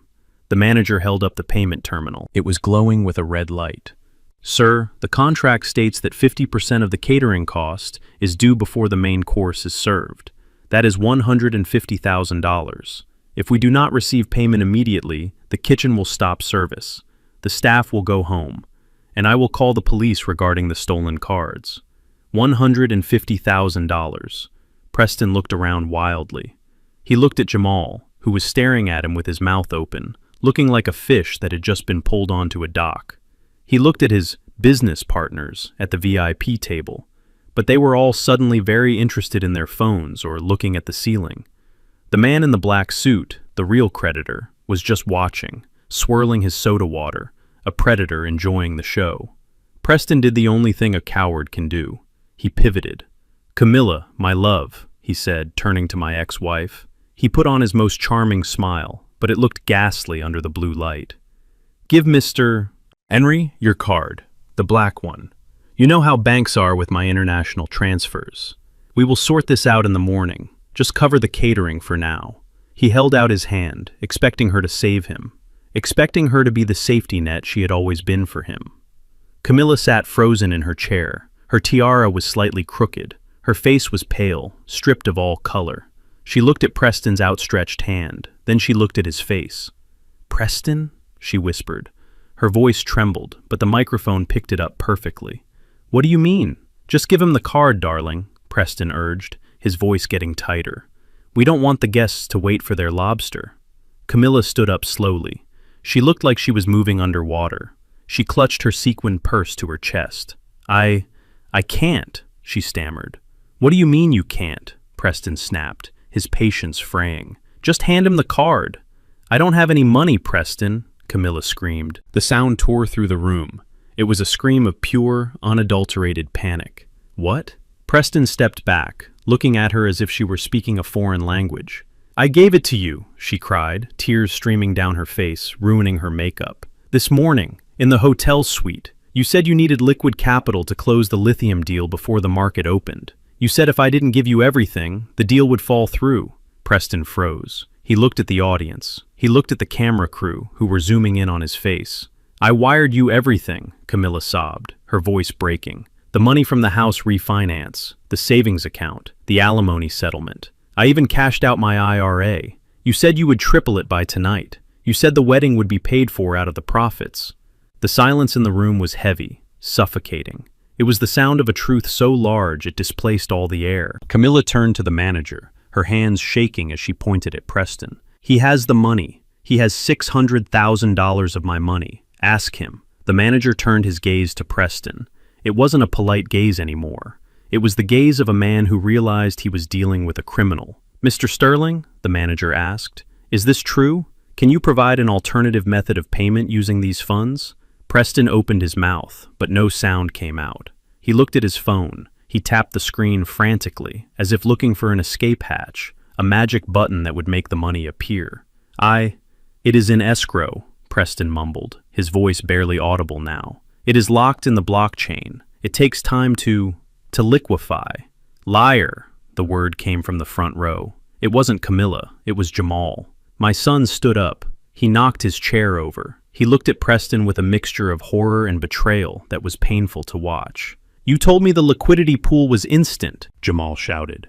You made me sign over the trust fund an hour ago because you said you needed to bundle it. You said you had the cash on hand. I took a sip of my water. The glass felt cool against my fingers. So, he had tried to take the trust fund too. I felt a grim satisfaction, knowing that the document Jamal had handed him was worthless. The money was safe, locked behind the clause I had added. Preston had stolen a piece of paper, nothing more. But he had taken everything else. Preston looked at Jamal. Then he looked at Camilla. Then he looked at the exit signs. Now, everyone, please, let's calm down, Preston said, raising his hands in a surrender gesture. There is a simple explanation. The volatility of the crypto market caused a temporary freeze. The money is there. It is just inaccessible for 24 hours. Inaccessible? Camilla shrieked. She lunged at him, grabbing the lapels of his white tuxedo. You told me you bought this resort. You told me you owned the building. Now they are asking you for a credit card? I was in negotiations to buy it, Preston lied, trying to peel her fingers off his jacket. It is a complex acquisition. Sir, the manager interrupted, stepping between them. He signaled to two large security guards standing by the door. I am going to have to ask you to step into my office, and we are going to call the local authorities to sort out these stolen credit cards. No, Preston yelled, shoving Camilla backward. She stumbled and fell into her chair, burying her face in her hands. I am not going anywhere, Preston shouted, his voice cracking. This is a conspiracy. You are all jealous of my success. He looked around the room, his eyes wild. He was looking for an ally. He looked at the VIP table. Help me, he screamed at the man in the black suit. Tell them about our partnership. Tell them the capital is coming. The man in the black suit didn't stand up. He didn't speak. He simply picked up his napkin, dabbed his mouth, and slowly shook his head. He reached into his jacket and pulled out a phone. He wasn't calling a banker. He was calling his team to cut his losses. Preston turned to the crowd. Jamal, fix this. Use your card. We will pay you back triple tomorrow. Jamal stood there, his pockets turned inside out, empty. I gave you my card yesterday, Preston, Jamal whispered. You said you needed to upgrade the honeymoon suite. The house of cards didn't just fall, it disintegrated. I sat there in the back, watching the wreckage. The lobster was never coming. The cake would never be cut. The orchestra had stopped playing. I looked at Tiffany. She was frantically deleting posts from her Instagram. She was erasing the evidence of her bragging, trying to scrub her association with the disaster unfolding in front of her. I stood up. The show was over. The payoff had arrived, and it was brutal. But there was one more act to play. The police were coming, but before they arrived, the truth needed one final witness. I walked toward the front of the room. The crowd parted for me. I wasn't the invisible man anymore. In a room full of bankrupt fools, the man with a bus pass and a clear conscience is the king. Preston saw me coming. His eyes locked onto mine. For the first time, he didn't look at me with arrogance. He looked at me with recognition. He knew that I knew. Bernard, he gasped, sweating. Bernard, tell them. Tell them I am good for it. You know business. You know how these things work. I stopped in front of the head table. I looked at Camilla, sobbing in her ruined dress. I looked at Jamal, broken and empty. And I looked at Preston, the architect of their destruction. I reached into my pocket. I didn't pull out a checkbook. I pulled out the police report. I placed it gently on the table, right next to the microphone. I don't know business, Preston, I said, my voice calm and steady, picked up by the hot mic for everyone to hear. I am just a simple electrician. But I know that when the lights go out, it is usually because someone didn't pay the bill. I turned to the manager.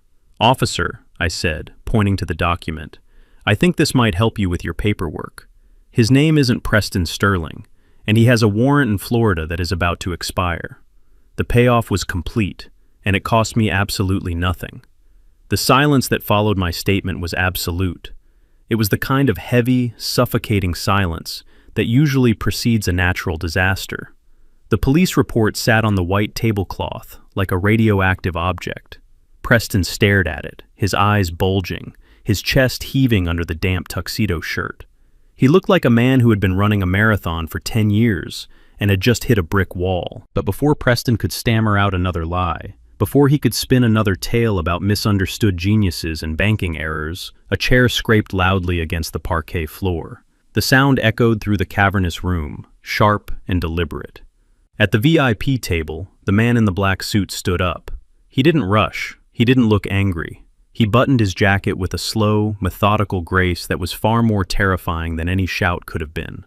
He adjusted his tinted glasses, picked up his glass of soda water, and walked toward the stage. The crowd parted for him instinctively. There was an aura around him, a gravitational pull of authority that made the senators and the CEOs step back. He walked up the steps to the head table, his heavy footsteps thudding in rhythm with the beating of 500 anxious hearts. He stopped next to me. He looked down at the police report I had placed on the table. He nodded, a gesture of professional respect. "You missed a page, Bernard," he said. His voice was deep, gravelly, and projected effortlessly without a microphone. "But the report is accurate as far as it goes." He reached into his own inner pocket and pulled out a thick envelope. He tossed it onto the table next to my document. It landed with a heavy slap. Preston, or should I say Pete, flinched as if he had been physically struck. "Who is this?" Camilla cried out. Her voice was shrill, bordering on hysteria. She looked from me to the stranger, her eyes wide with confusion. "Is he a business partner? Is he the banker? Preston, tell them who he is."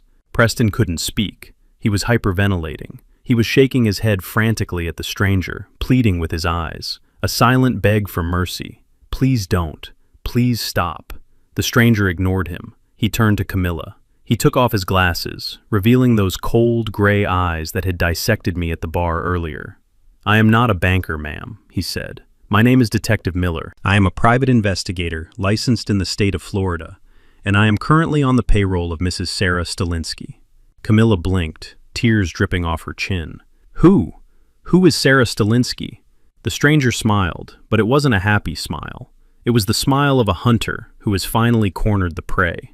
"She is the woman who has been married to this man for 15 years, he said, pointing a finger at Preston. "She is the mother of his 3 children in Tallahassee, and she is the woman whose life savings he stole 6 months ago, before he disappeared to come here and find a new mark." A collective gasp tore through the room. It was a physical sound, like all the oxygen being sucked out of the ballroom at once. "Married?" someone whispered. "3 children?" Camilla grabbed the edge of the table to steady herself. Her knees buckled, and she sank into her chair, her white dress billowing around her like a collapsing parachute. "No," she whispered. "That is impossible. We just got married. I signed the papers. The license is invalid," the stranger said, his voice cutting through her denial like a scalpel. "You can't marry a man who is already married. This wedding is a sham. The vows are void. And frankly, considering he used a fake name on the application, I doubt the paperwork made it past the county clerk's trash bin." He turned his gaze back to Preston. "Hello, Pete," he said softly. "Long time no see. You have been a hard man to track. You change names like most people change socks.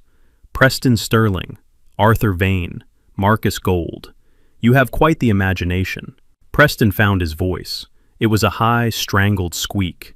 "This is slander," he screamed, backing away until he bumped into the DJ booth.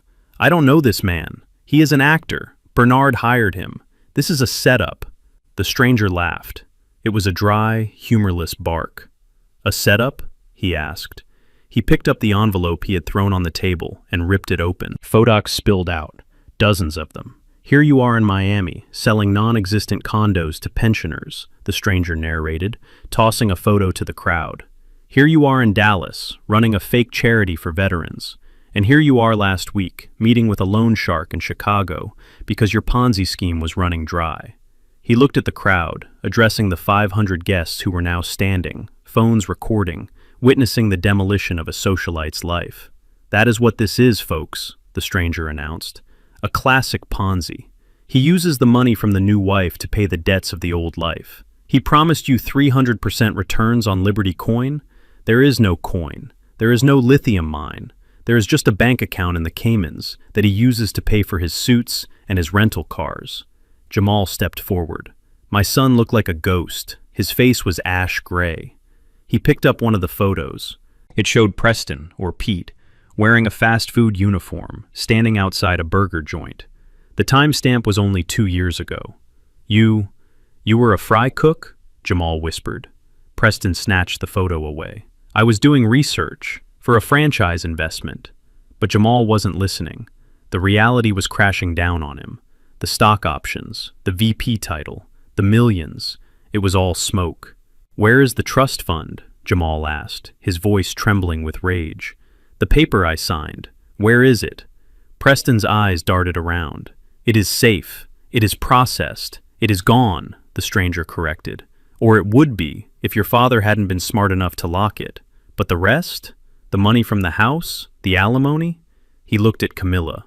Mrs. King, I am sorry to tell you this, but he wired your $600,000 to an offshore sports betting site 3 hours ago. He was trying to double it on a soccer match in Brazil. Did he win? Bernard asked. I spoke for the first time since the stranger had stood up. The stranger looked at me and shook his head. He bet on the underdog, Bernard. He lost everything. Camilla let out a wail that didn't sound human. It was the sound of a wounded animal. She lunged across the table, knocking over the wedding cake. The massive, 5-tier confection crashed to the floor, exploding in a mess of fondant and cream. She clawed at Preston's face, screaming incoherent curses. You thief! You monster! My house! My life! Preston shoved her away. He pushed her hard, sending her crashing into the spilled cake. He didn't care about her anymore. The charade was over. The mask was off. He looked at the doors. The exit signs were glowing red in the dim light. Stay back, Preston yelled, reaching into his jacket. For a second, everyone thought he had a gun. People screamed and dove under tables, but he didn't pull out a weapon. He pulled out a passport. He jumped off the stage. He landed awkwardly, twisting his ankle, but adrenaline kept him moving. He scrambled to his feet and sprinted toward the side exit, the one that led to the kitchen and the loading dock. Stop him! Jamal yelled, but he was too shocked to move. Preston knocked over a waiter carrying a tray of champagne. Glass shattered. He pushed past Aunt Martha, who swung her purse at him and missed. He was running for his life. He reached the double doors. He slammed his body against them, expecting them to burst open to freedom, but they didn't move. He pushed again. He threw his shoulder against the wood. Locked. He turned around, panic etched into every feature of his sweaty face. He ran toward the main entrance, but as he reached the center of the room, the main doors swung open. They didn't open for him. They opened for the 4 uniformed police officers who marched in, followed by the 2 large security guards I had seen earlier. Preston skidded to a halt. He was trapped. Behind him was the angry mob of guests. In front of him was the law. He looked left. He looked right. He looked at me. I was still standing by the head table, next to the ruined cake and his weeping false bride. I raised my water glass to him. Checkmate, Pete, I said softly. The officers moved in. Preston tried to dodge, but the security guard, a man the size of a vending machine, grabbed him by the back of his expensive, sweat-stained tuxedo. He lifted Preston off his feet and slammed him onto a table, sending silverware flying. I am a diplomat, Preston screamed, his face pressed against a plate of uneaten salad. I have immunity. I am a sovereign citizen. You are a con artist with a warrant, the officer said, snapping the handcuffs onto his wrists. And you have the right to remain silent, though I really hope you don't, because everything you say makes the case easier. The room erupted into chaos. Flashbulbs popped. People were shouting, crying, demanding answers. Tiffany was screaming at a police officer that she didn't know him, that she was a victim too. Jamal was sitting on the floor, staring at the ceiling, completely catatonic. And Camilla was sitting in the wreckage of her wedding cake, white frosting smeared on her face like clown makeup, sobbing into her hands. The stranger walked over to me. He put his glasses back on. My client in Florida will be pleased, he said. We won't get the money back, obviously. It is gone. But at least she gets to see him in orange. He looked at the scene of devastation. You know, Bernard, he said, most people would have intervened sooner. They would have tried to save them before the money was transferred. Why did you wait? I looked at my ex-wife. I looked at the son who had tried to declare me incompetent. Because, detective, I said, if I had stopped him yesterday, they would have hated me for destroying their dream. They would have called me jealous. They would have blamed me for their lost millions. They had to see the check bounce with their own eyes. I smoothed my suit jacket. Sometimes, the only way to fix a faulty circuit is to let it burn out completely. Then you can rewire it from scratch. The police dragged Preston out. He was weeping now, begging Camilla to call his lawyer, begging Jamal to post bail. But no one moved. No one spoke. The wedding was over. The marriage was a lie. The fortune was a myth. And I, the failure, the man of the past, was the only one standing tall in the ruins. The arrival of the police was not like in the movies. There were no sirens wailing in the distance, giving the criminal time to find a back exit or formulate a plan. It was sudden, overwhelming, and absolute. One moment, the ballroom was a chaotic sea of confused guests and a fleeing groom. The next, it was a tactical operation. 4 uniformed officers and 2 plainclothes detectives moved through the main doors with the kind of kinetic energy that sucks the air out of a room. They didn't run, but they moved with a heavy, synchronized purpose that made the floorboards vibrate. I stood by the head table, my hand resting near the ruined wedding cake, watching the demolition crew arrive. In my line of work, when a building is structurally unsound, you call in the experts to bring it down safely. These officers were the demolition experts, and Preston Sterling was the condemned building. Preston saw them coming. He was trapped against the locked service doors, his chest heaving, sweat soaking through the white tuxedo jacket that he had probably charged to a stolen credit card. For a split second, I saw him calculate his odds. He looked at the kitchen entrance, then at the wall of blue uniforms closing in. He looked like a rat, realizing the maze has no cheese, only traps. "Get on the ground," the lead officer shouted. His voice was a weapon, sharp and commanding, cutting through the murmurs of the crowd. Preston didn't get on the ground. He raised his hands, putting on that slick salesman smile one last time. It was a reflex, a muscle memory. He thought he could negotiate with gravity. "Officers," he stammered, his voice cracking. "There is a misunderstanding here. I am Preston Sterling. I am a venture capitalist. I can make a call. I know the mayor." The officer didn't care about the mayor. He closed the distance in 2 strides, grabbed Preston's arm, and spun him around. With a practiced motion, he kicked Preston's legs apart and slammed him face first against the wall. "You are under arrest for wire fraud, identity theft, and grand larceny," the officer recited, the words dull and routine. "My arm! Watch the suit!" Preston shrieked, his dignity evaporating instantly. "This is Italian silk. Do you know how much this costs?" The metallic click of handcuffs ratcheting shut was the only answer he got. It was a final, mechanical sound. Click, click. The circuit was broken. The energy was cut. As they hauled him up, turning him to face the room he had tried to conquer, the reality finally hit Camilla. Up until that moment, my ex-wife had been in a state of shock, a statue of denial sitting in a pile of cake and broken glass. But seeing the man she had worshipped, the man she had left me for, in handcuffs, it shattered her. But she didn't cry out for him. She didn't scream his name in anguish or worry about his safety. She screamed for the only thing she truly loved. "My money!" She scrambled up from her chair, slipping on the frosting, her ruined dress tangling around her legs. She looked wild, her hair coming loose from its intricate style, mascara streaking down her face like war paint. She didn't run to Preston to hug him. She ran to him to claw his eyes out. "You bastard!" she shrieked, her voice tearing at her throat. $2 million! You have $2 million of mine!" She tried to lunge at him, but a female officer stepped in her path, holding her back gently but firmly. "Ma'am, step back," the officer said. "He has my house," Camilla screamed, pointing a trembling finger at Preston. "The deed, the equity. I gave him everything this morning. He said he was putting it in a trust. He said we were buying the resort." Preston, with his hands cuffed behind his back, looked at her.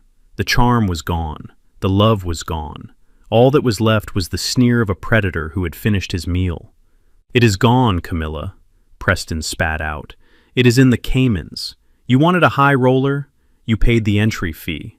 "You thief!" Camilla wailed, collapsing to her knees in the middle of the dance floor. "That was my retirement. That was my life. Bernard!" She looked around frantically, her eyes finding me in the crowd. For the first time in years, she looked at me not with contempt, but with desperate need. "Bernard, tell them. Tell them to get my money back. You know how to fix things. Fix this." I looked at her. I looked at the woman who had mocked my pension, who had called my savings small time, who had thrown a bus pass at me in a parking lot. I felt a deep, heavy sadness, but no urge to move. You cannot fix a house that is burned to the ground. You can only sweep up the ash. I can't fix this, Camilla, I said softly, though I knew she couldn't hear me over her own screaming. You didn't break a circuit. You sold the copper wiring. But while Camilla was mourning her bank account, Jamal was mourning his ego. My son had been standing frozen near the podium, watching the arrest with a look of total incomprehension. To him, Preston wasn't just a stepfather. Preston was the validation of every lazy, greedy impulse Jamal had ever had. Preston was proof that you didn't need to work hard to be rich. If Preston was a fraud, then Jamal was a fool. And Jamal would rather die than admit he was a fool. "Stop!" Jamal shouted. He ran down the steps of the stage, placing himself between the police and Preston. He held his arms out, blocking their path. He looked ridiculous, a boy in a tuxedo trying to stop a freight train. "You are making a mistake," Jamal yelled at the officers. "This man is a billionaire. He owns Sterling Capital. He is about to launch a cryptocurrency that will change the world." "Jamal, shut up," Preston hissed, trying to pull away from the officers. "No!" Jamal continued, his voice rising in pitch. "I saw the charts. I saw the lithium mines on his laptop. This is a conspiracy. You are trying to sabotage him because he is disrupting the banking industry." The lead officer stopped. He looked at Jamal with a mixture of annoyance and pity. He was a big man, tired, likely working a double shift. He didn't have time for delusions. "Son, move out of the way," the officer said calmly. "I won't," Jamal screamed. He grabbed Preston's arm, trying to pull him away from the police. "Let him go. He has a meeting in Tokyo. He is my business partner." The officer's patience snapped. He didn't unholster a weapon. He didn't shout. He simply extended one arm and shoved Jamal. It wasn't a violent shove, but it was decisive. Jamal stumbled back, tripping over his own expensive shoes, and fell hard onto his backside. He landed right next to his mother. "Stay down," the officer barked, pointing a finger at Jamal's face. "Unless you want to join him. We have a warrant for Peter Stalinsky, and if you keep obstructing justice, we will add you to the booking sheet as an accomplice. Do you want to go to jail for aiding and abetting a known felon?" Jamal blinked, staring up at the officer. The word accomplice hung in the air.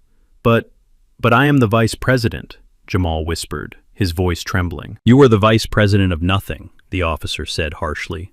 "There is no company. There is no mine. There is just a laptop full of Photoshop and a list of victims. Now sit there and shut up before I cuff you too." Jamal looked at Preston. He looked for the confident billionaire who had promised him the world. Preston wouldn't meet his eyes. He was staring at the floor, muttering about bail money. Jamal looked at the guests. 500 people were staring at him. They weren't looking at him with envy anymore. They were looking at him with disgust. They were whispering. "That is the son," they said. "He was in on it. He gave the speech." The illusion cracked. I watched it happen. I watched the light go out of my son's eyes as the fantasy structure he had built his identity on collapsed under the weight of reality. He wasn't a tycoon. He was a dupe. He was a 35-year-old man sitting on the floor of a ballroom, defending a man who had stolen his mother's future. The police began to march Preston toward the exit. The crowd parted, holding up their phones, recording every second of the walk of shame. Flashbulbs popped like strobes. Preston tried to keep his head up, but the weight of the handcuffs dragged his shoulders down. As he passed me, he stopped for a fraction of a second. "Bernard," he whispered. "The water bet. It was a sure thing. Keep walking, pal," the officer said, shoving him forward. I watched them go. I watched the flashing blue lights of the cruisers outside reflect against the glass doors. In the center of the room, my family remained. Camilla was rocking back and forth, clutching a piece of the tablecloth, muttering numbers. 2 million. 2 million. Jamal was staring at his hands, as if he had blood on them. Tiffany, who had been hiding near the chocolate fountain, finally stepped forward. She looked at Jamal on the floor. She didn't offer him a hand. She didn't ask if he was okay. She took off her ring, the ring Jamal had bought on credit, and dropped it into his lap. "You idiot," she hissed. "You told me he was real. You told me I was going to be rich." She turned and walked away, her heels clicking on the parquet floor. leaving my son alone in the wreckage of his own making. I stood there for a moment longer. The air conditioner hummed back to life, blowing cold air over the sweating, shocked crowd. The smell of stale perfume and fear was overwhelming. I adjusted my cuffs. I checked my pocket to make sure my passport and my plane ticket were safe. I walked over to the table where Jamal sat. I stood over him. I cast a shadow over him, just as he had lived in my shadow for so years, resentful and blind. He looked up at me. His eyes were red, wet, and empty. "Dad," he whispered. I didn't know. I looked down at him. I didn't feel anger. I didn't feel triumph. I felt the cold, hard clarity of a balance sheet that has finally been reconciled. "You didn't want to know, Jamal," I said. "That is the difference." I turned my back on them. There was nothing left to fix here. The power was out, the wiring was fried, and the structure was condemned. It was time for me to go back to Lisbon, where the lights were steady and the people were real. There is a specific kind of sleep that only comes to a man who has balanced his books. It is deep. It is dreamless. It is the sleep of a mechanic who knows every bolt is tightened and every wire is insulated. For the first time in months, I wasn't sleeping in a house that felt like a museum of my failures. I was sleeping in a hotel bed with crisp linens, paid for with money that was entirely my own, in a city where the truth had finally been spoken. The digital clock on the nightstand read 2:14 in the morning when the phone rang. It wasn't a soft chime. In the dead silence of the luxury suite, it sounded like a fire alarm. I didn't jump. I didn't panic. I rolled over slowly, my joints cracking slightly in the cool air conditioning. I reached out a hand that has calluses from 40 years of pulling cable and fumbled for the device. The screen was bright, blindingly so in the darkness. The name flashing on the display was one I had considered blocking a dozen times. Camilla. I stared at it. The phone vibrated against the wood of the nightstand, a persistent, angry buzz. Part of me, the part that was still the young man who met her at a church picnic in 1970, wanted to ignore it. I wanted to turn it over and go back to that peaceful, paid-for sleep. But the engineer in me is trained to investigate alarms. You don't ignore a warning light just because you don't like what it's telling you. I swiped the green button. I didn't say hello. I just brought the phone to my ear and waited. For the first 10 seconds, there were no words, just sound. The sound of wind whipping against a microphone, the sound of distant sirens, and the sound of breathing so jagged and wet it sounded like a lung puncture. Bernard? Her voice was a ghost of the voice that had screamed at me in the restaurant. It was small. It was broken. It was the voice of a child who has dropped an ice cream cone in the dirt.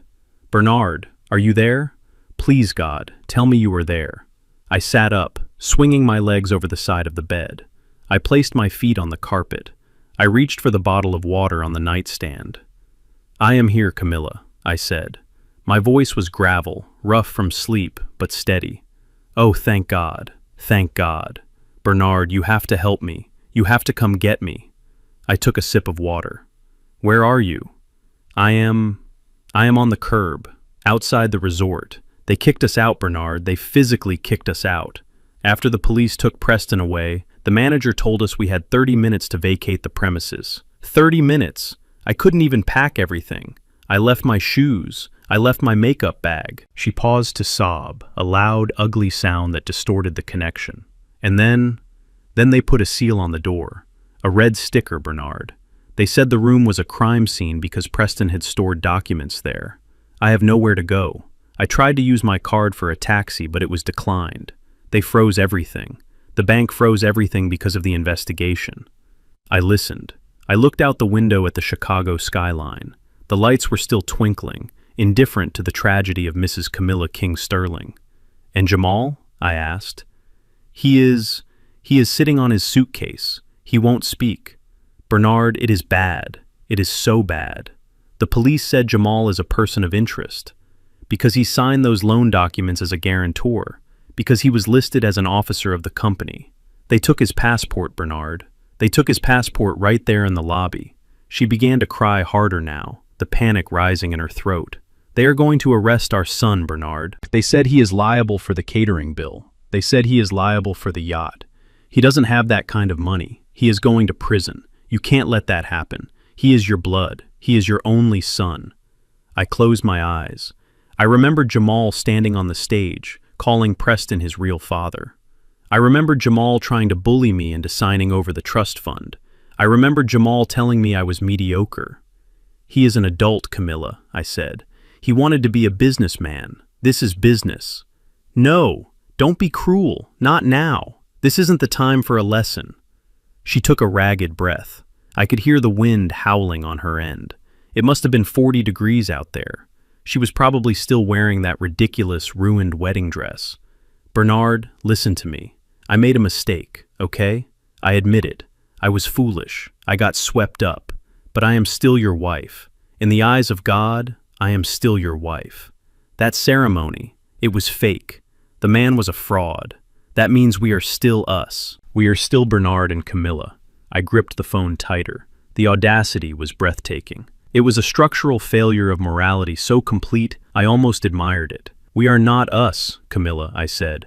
"We haven't been us for a long time. But we have history. 40 years, Bernard. You can't just throw that away because of one bad year. I know you. I know your heart. You are a protector. You fix things. That is what you do. You fix things when they break. I am broken, Bernard. Your family is broken. Please. I know you have the money now. I heard what you said in the ballroom. $8 million. That is a lot of money. It is more than enough to fix this." She lowered her voice, trying to find that intimate frequency she used to use when she wanted me to buy her a new car or pay for a vacation we couldn't afford. "You can pay off the hotel. You can hire a lawyer for Jamal. You can get me a suite. We can sit down and talk. We can start over. I will sign whatever you want. I will go to Portugal with you. I always wanted to see Europe." I let her talk. I let the silence stretch out. I looked at the clock. It was now 2:20. She had been talking for 6 minutes. She was bargaining. She was offering me her presence as if it were a prize. She thought that I was still the man who sought her approval, the man who felt lucky just to be allowed in her orbit. She thought my dignity had a price tag, and that tag was $8 million. "Bernard, why aren't you saying anything? Say something, please. Tell me you are coming. Tell me you still love me. I know you do. A love like ours doesn't just die." She was right about one thing. Love doesn't just die. It is killed. It is beaten to death with insults. It is starved with neglect. It is stabbed with betrayal. And finally, it is buried under a mountain of greed. My love didn't die tonight, Camilla. It died the day you looked at my hands, the hands that built your life, and called them dirty. I took a deep breath. I felt a strange lightness in my chest. The final weight was gone. "Camilla," I said. "Yes? Yes, darling? I want you to listen to me very carefully. I am listening. I am listening. You have a phone. That is good. You need to save the battery."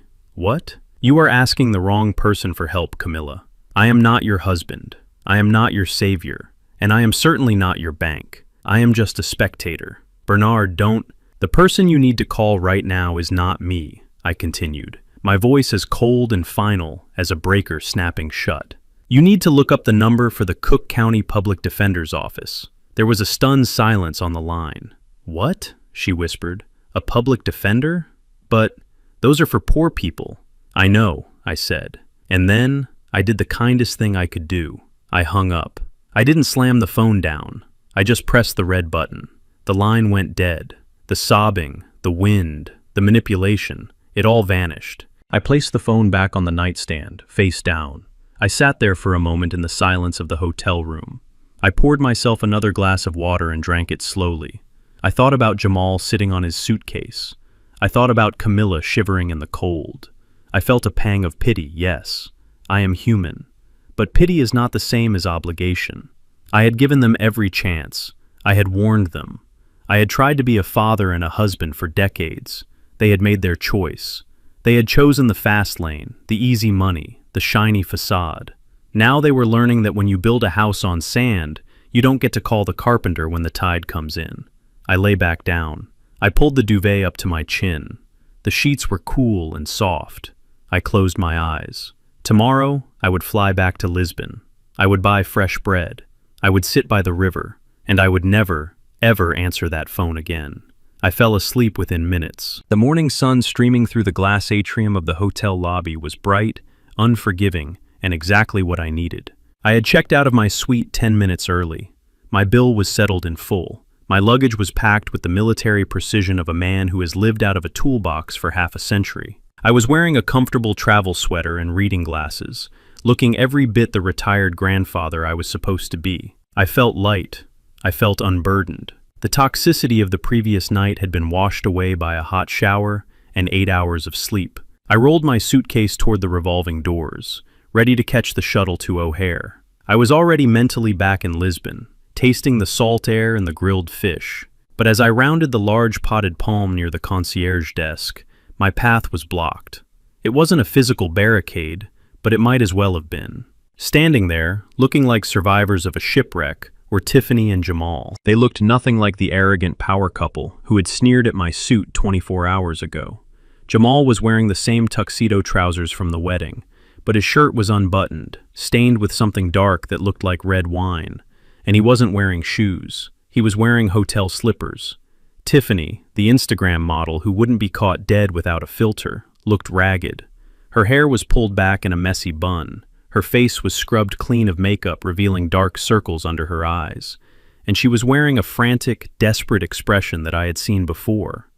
It is the look of a client who realizes they cut the wrong wire and the sparks are about to fly. "Bernard!" Tiffany cried out. She didn't wait for me to stop. She threw herself at me. She grabbed my arm with both hands, her grip surprisingly strong. "Dad! Oh, thank God we caught you. Please don't leave. You can't leave." I stopped rolling my suitcase. I looked down at her hands, clutching my sweater. I gently but firmly peeled her fingers off my arm. "I have a flight to catch, Tiffany," I said. My voice was calm.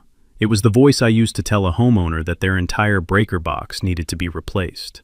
"No, you don't understand," she sobbed.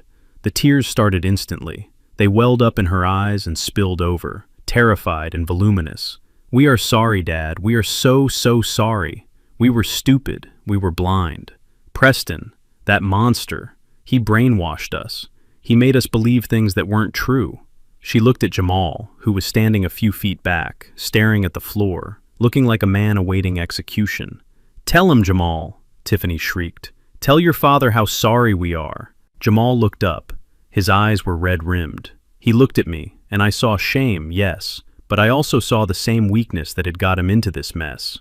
He was still looking for someone to carry him. "I'm sorry, Dad," Jamal mumbled. "I really messed up." "You didn't just mess up, son," I said. "You destroyed your life. There is a difference." Tiffany stepped between us, taking control of the narrative again. She wiped her nose with the back of her hand, trying to summon a pitiful, childlike demeanor. "We know, Dad. We know. But we can fix it. We are family, right? Family forgives. Family rebuilds. But we have a problem. A big problem." I waited. I knew the ask was coming. It always comes. "They kicked us out of the hotel," Tiffany said, her voice dropping to a whisper. "And the police, they seized the apartment. They said it was bought with proceeds from fraud. We have nowhere to go, Dad. Literally nowhere. Camilla is at a shelter downtown. We slept in the lobby on a couch until security woke us up." I looked at my watch. "I have 30 minutes before the shuttle. What is your point?" Tiffany took a deep breath. She placed a hand on her stomach. It was a theatrical gesture, one I had seen in bad movies. "I wasn't going to tell you like this," she said, looking up at me through her lashes. "But I'm pregnant." I didn't blink. I didn't gasp. I looked at her stomach, which was as flat as a board. "Pregnant?" I repeated. "Yes," she nodded vigorously. 6 weeks. We found out just before the wedding. That is why we were so desperate, Dad. That is why Jamal believed Preston. We were trying to build a future for your grandchild, for the next generation of kings." She grabbed my hand again, trying to press it against her belly. "You are going to be a grandfather, Bernard, a grandpa. Don't you want your grandchild to have a home? Don't you want him to grow up in the house his grandfather built?" I pulled my hand away. The manipulation was so clumsy it was almost insulting.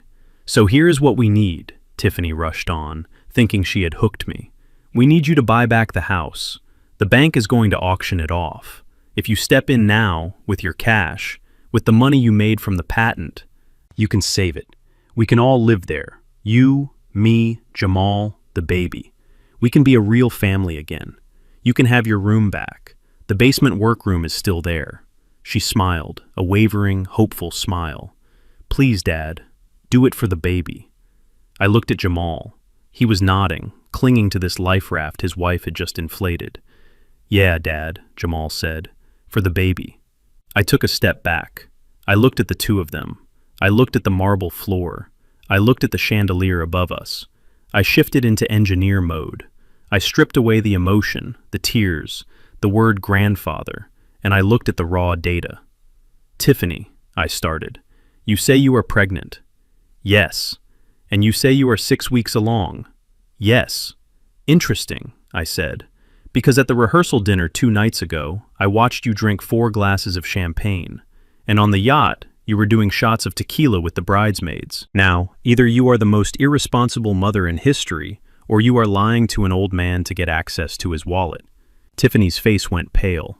Her mouth opened and closed, but no sound came out. But let's assume, for the sake of argument, that you are telling the truth, I continued, my voice hardening. Let's assume there is a child. You want me to buy the house back? Yes, she whispered. Let's look at the numbers, I said. I raised my hand and began counting off on my fingers. The house was appraised at $700,000. Camilla pulled out $600,000 in a high-interest equity line. That money is gone, stolen. If I buy the house back, I am not buying an asset. I am buying a debt. I would have to pay off the bank's lien just to take title. I took a step closer to them. I am a businessman, Tiffany. I am an investor. Why would I spend $700,000 on a house that is now worth maybe $500 because of the market crash, just to inherit a $600,000 debt? That is a net loss of over $1 million. But it's your home, Tiffany argued. It has sentimental value. Sentimental value doesn't pay the electric bill, I snapped, and it certainly doesn't cover bad decisions.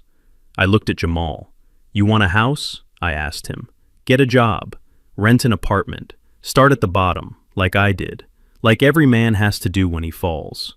But we can't, Tiffany wailed, the fake sweetness vanishing, replaced by panic. We have bad credit. Jamal's score is ruined because of the inquiries. We have no cash for a deposit. Then go to a shelter, I said. A shelter? Tiffany gasped. Like, with homeless people? Yes, I said, with people who are facing reality. Unlike you. I grabbed the handle of my suitcase. You are cruel, Tiffany screamed, dropping the act completely. You are a bitter, selfish old man. You have millions. You could fix this with a signature. You are hoarding it while your family suffers. I stopped. I turned back to them one last time. I am not hoarding it, I said. I am protecting it. I am protecting it from people who think that tears are a currency. I am an engineer, Tiffany. I calculate based on structural integrity and load-bearing limits. And right now, you two are a collapsed bridge. I am not going to drive my truck onto it just because you asked nicely. I looked at her stomach. And if there really is a baby, I said, my voice dropping to a dangerous low, God help that child. Because if he has parents who think lying and begging is a career path, he doesn't stand a chance. I turned around. The automatic doors hissed open. The cold Chicago air hit my face, and it felt like freedom. I didn't look back. I heard Tiffany screaming insults. I heard Jamal sobbing. But it was just noise. It was the sound of a machine that had broken down because the operators didn't read the manual. I walked to the curb. The shuttle bus was waiting. The driver, a man about my age, stepped out and took my bag. Heading home, sir? He asked. I looked at the gray sky, then closed my eyes and pictured the orange tiles of Lisbon. Yes, I said, I am heading home. And this time, I am not leaving a forwarding address. You are just a bitter old man, Jamal screamed, and his voice cracked with the strain of his own impotence. He stepped away from Tiffany and pointed a shaking finger at my chest. You are enjoying this, aren't you? You are enjoying seeing us beg. But who are you really, Dad? You are just a retired electrician. You live on a pension. You clip coupons. You drive a truck that is 10 years old. You act like you are some big shot who can save us, but we know the truth. You don't have the money to buy that house back, even if you wanted to. You were just bluffing to hurt us. The accusation hung in the cold morning air. The shuttle bus driver, who had been loading my suitcase, stopped and looked at us. He looked at Jamal's unbuttoned tuxedo shirt and hotel slippers. Then he looked at me in my travel sweater and glasses. He didn't say anything, but I could see the judgment in his eyes. He saw a respectful older gentleman being harassed by a junkie or a drunk. I could have walked away right then. I could have stepped onto the bus and let Jamal live with his delusion. It would have been the noble thing to do, but I am not a noble man today. I am a man who has been erased by his own family for decades. I am a man who was told he was small. I am a man who was told he was a failure because he didn't drive a Bentley. And sometimes, when you are constantly told you are nothing, you have to show the world exactly what something looks like. I signaled to the driver to wait one moment. I turned back to my son. "You think I am broke?" I asked softly. "You think my refusal is a matter of ability rather than choice?" Jamal laughed, a wet, hysterical sound. "Of course you are broke. Mom took 60%. You live in Portugal because it is cheap. You are a refugee of poverty, Dad. Stop pretending." I reached into the inside pocket of my coat. I didn't pull out a wallet. I pulled out a thin leather case. From it, I extracted a business card. It wasn't my card. It was a heavy cream-colored card with embossed black lettering. I held it out.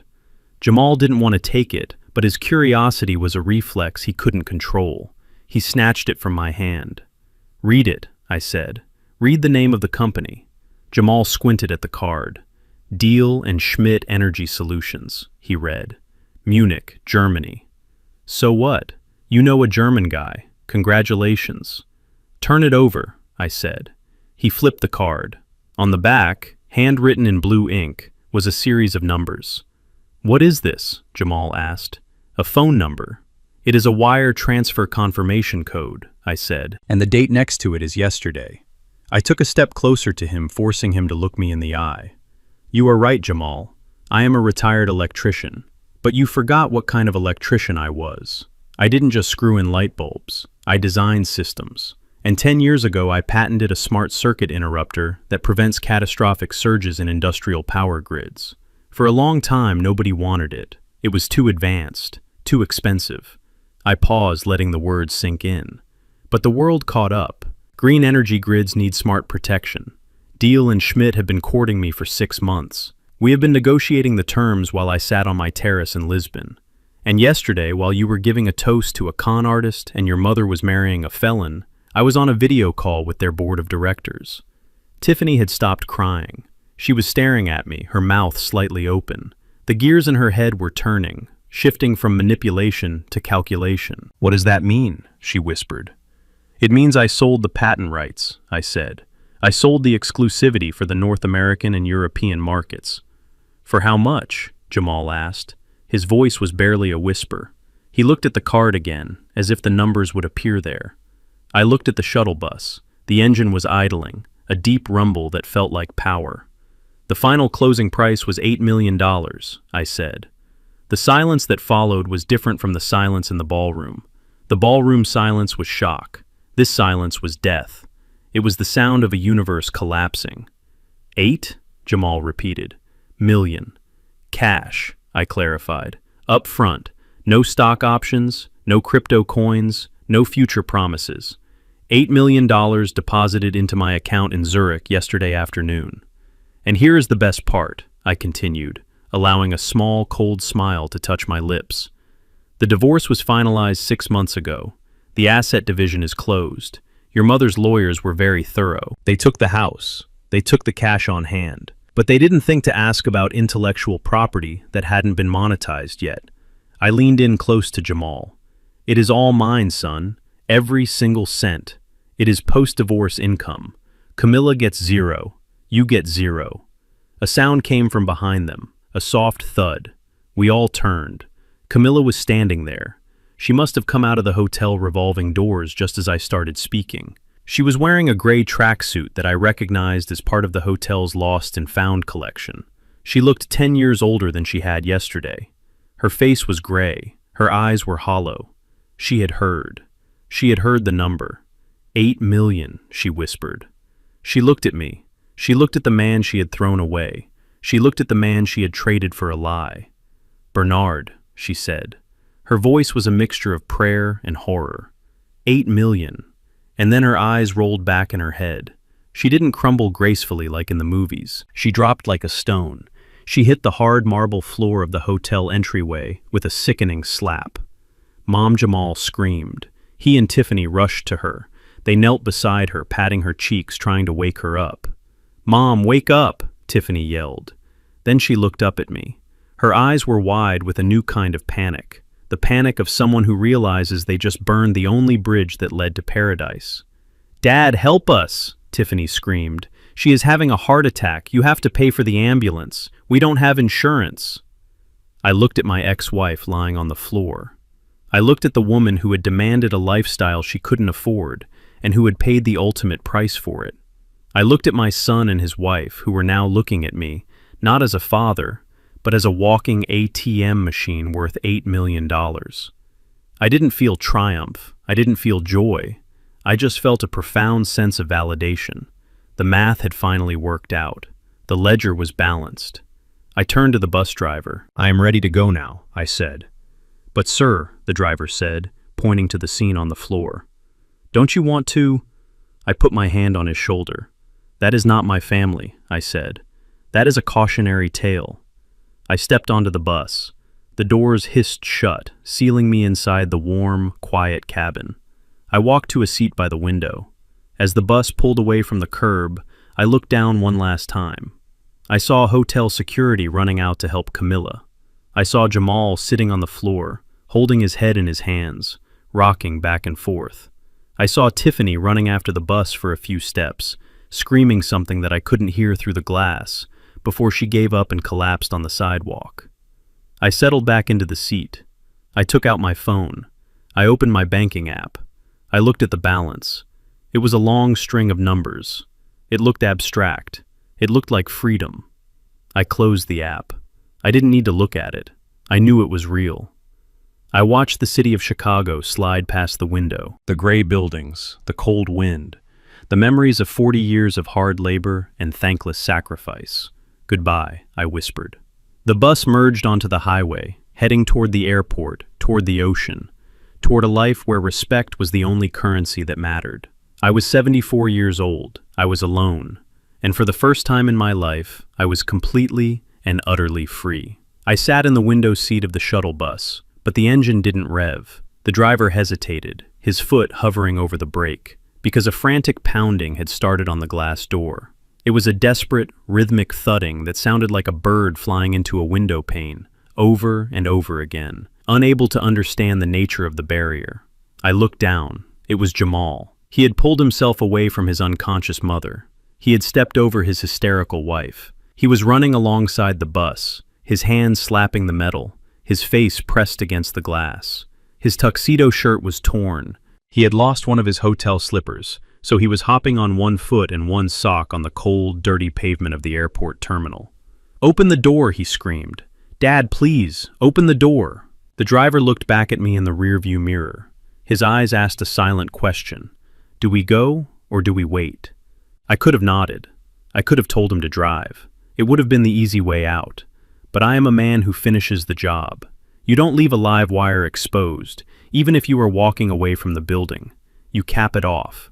You make it safe. "Open it," I said to the driver. "Just for a minute." The air brakes hissed. The door folded open with a mechanical groan. Jamal didn't rush in. He collapsed onto the first step. He didn't have the strength to stand anymore. He crawled up the stairs on his hands and knees, dragging himself toward me like a pilgrim reaching a shrine. He smelled of sweat, stale champagne, and fear. He grabbed my hand. His palms were clammy. "Dad," he wept, his head bowing until his forehead touched my knee. "I am sorry. I am so sorry. I was wrong. I was stupid."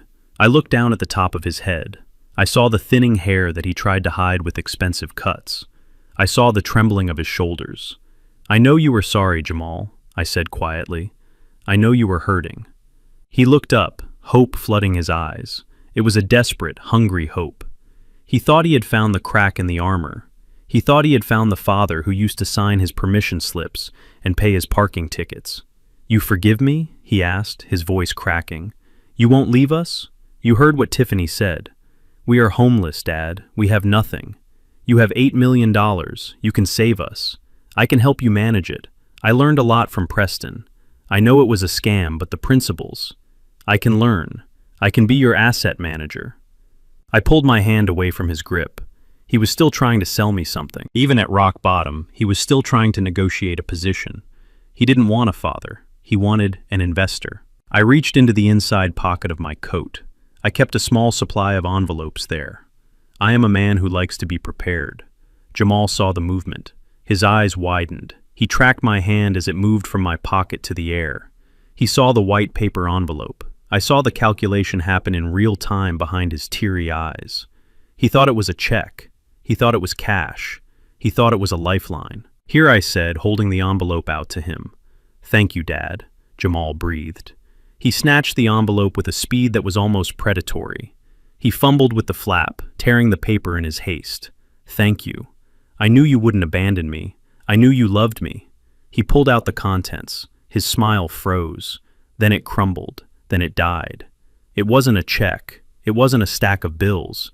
It was a single, printed page and a small rectangular ticket. Jamal stared at them. He flipped the paper over, looking for the money. He shook the envelope, hoping something else would fall out.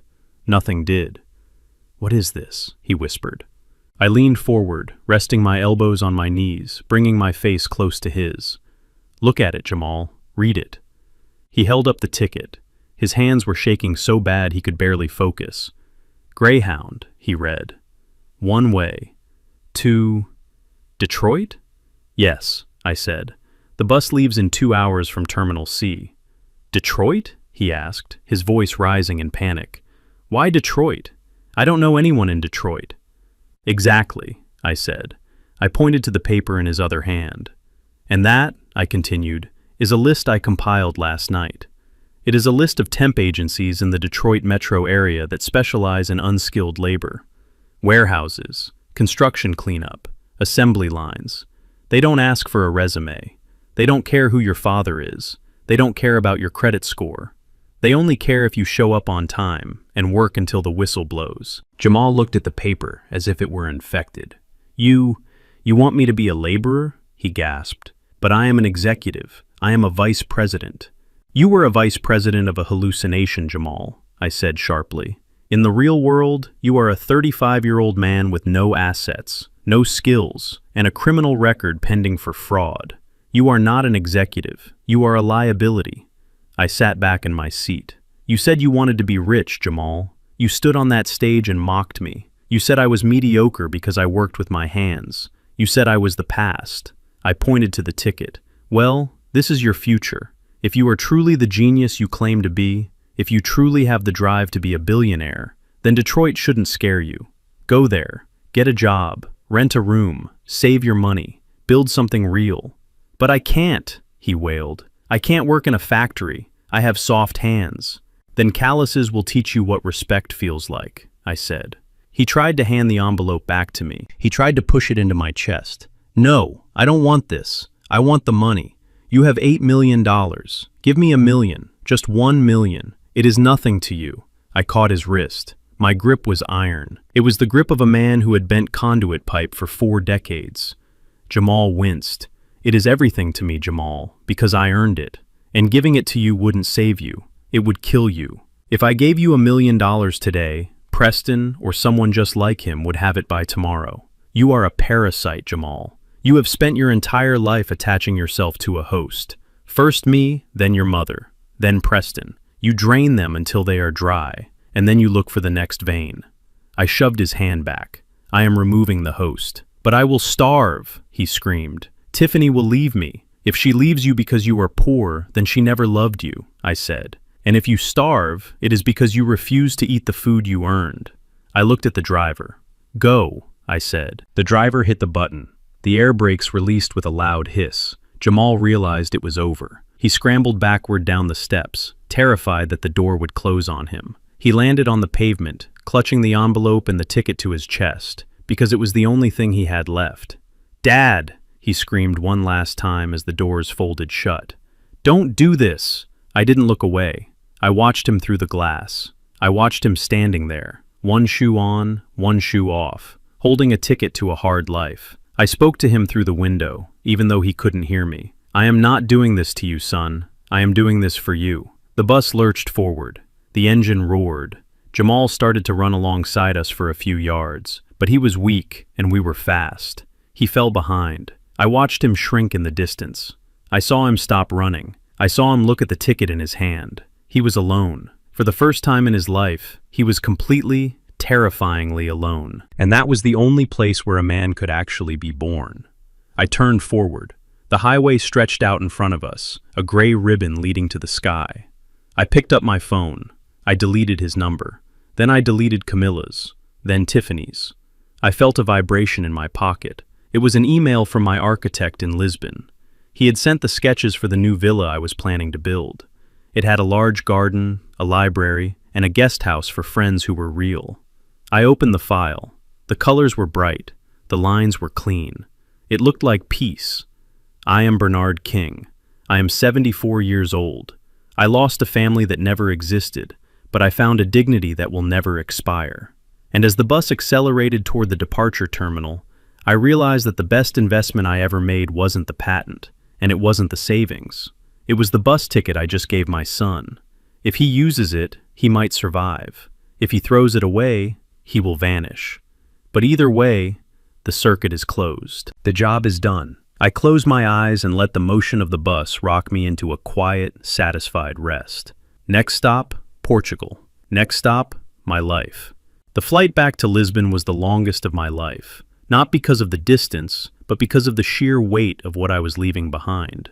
I slept for most of it, the kind of exhaustion that goes down to the bone. But when the wheels touched the tarmac in Portugal, when I stepped out of the airport and felt that specific, warm Atlantic breeze on my face, I felt the last shackles fall away. I took a taxi to my apartment in the Alfama district. The driver was an old man who didn't speak much English, but he smiled when he helped me with my bag. I tipped him 20 euros, not because I was showing off, but because I respected the work. He thanked me with a genuine warmth that my own family hadn't shown me in decades. I walked up the stone steps to my door. I put the key in the lock. It turned smoothly. No codes to remember. No biometrics. No banks threatening to foreclose. Just a simple, mechanical lock protecting a space that was entirely mine. Inside, the air smelled of lemon polish and the sea. My books were exactly where I left them. My chair was waiting by the window. I put my suitcase down in the hallway and didn't even unpack. I walked straight to the terrace doors and threw them open. The sun was beginning to set over the Tagus River. The water was a sheet of hammered gold, reflecting the orange roofs of the city. I could hear the distant sound of a fado singer practicing in a cafe down the street, a mournful, beautiful sound that spoke of destiny and the sea.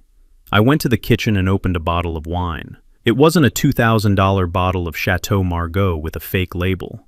It was a 20-euro bottle of local red from the Alentejo region. I poured a glass and walked back out to the balcony. I took a sip. It tasted like earth and sun and truth. It was rich, complex, and unpretentious. I sat there for a long time, watching the light fade. For years, I had been terrified of this moment. I had been terrified of being an old man, sitting alone on a balcony. Camilla had always told me that without her, I would be a lonely, pathetic hermit. Jamal had told me that without grandchildren, my life would have no legacy. They were wrong. Loneliness is not sitting alone on a terrace in Lisbon with $8 million in the bank and a clear conscience. Loneliness is sitting at a dinner table with 3 people who are calculating how much you are worth when you die. Loneliness is sleeping next to a woman who is dreaming of a man with a faster car. Loneliness is raising a son who looks at you and sees an obstacle instead of a father. I wasn't lonely. I was solitary. And there is a world of difference. My phone pinged on the table. It wasn't a call from them. I had changed my number the moment I landed. It was an email from the private investigator, Frank. He was wrapping up the file. He thought I might want to know the final disposition of the assets, as he called them. I opened the email. I read it with the detached interest of an engineer reading a post-mortem report on a collapsed bridge. Camilla. My ex-wife was currently residing in a studio apartment in a government-subsidized housing complex on the south side of Chicago. The police had seized everything that wasn't protected by basic bankruptcy laws. Her jewelry was gone. Her furs were sold at auction. The money she had wired to Preston was untraceable, lost in the labyrinth of offshore accounts that the authorities were still trying to unravel. Frank wrote that she had applied for a job as a greeter at a department store, The same store where she used to spend thousands of dollars a month. The irony was geometric in its perfection.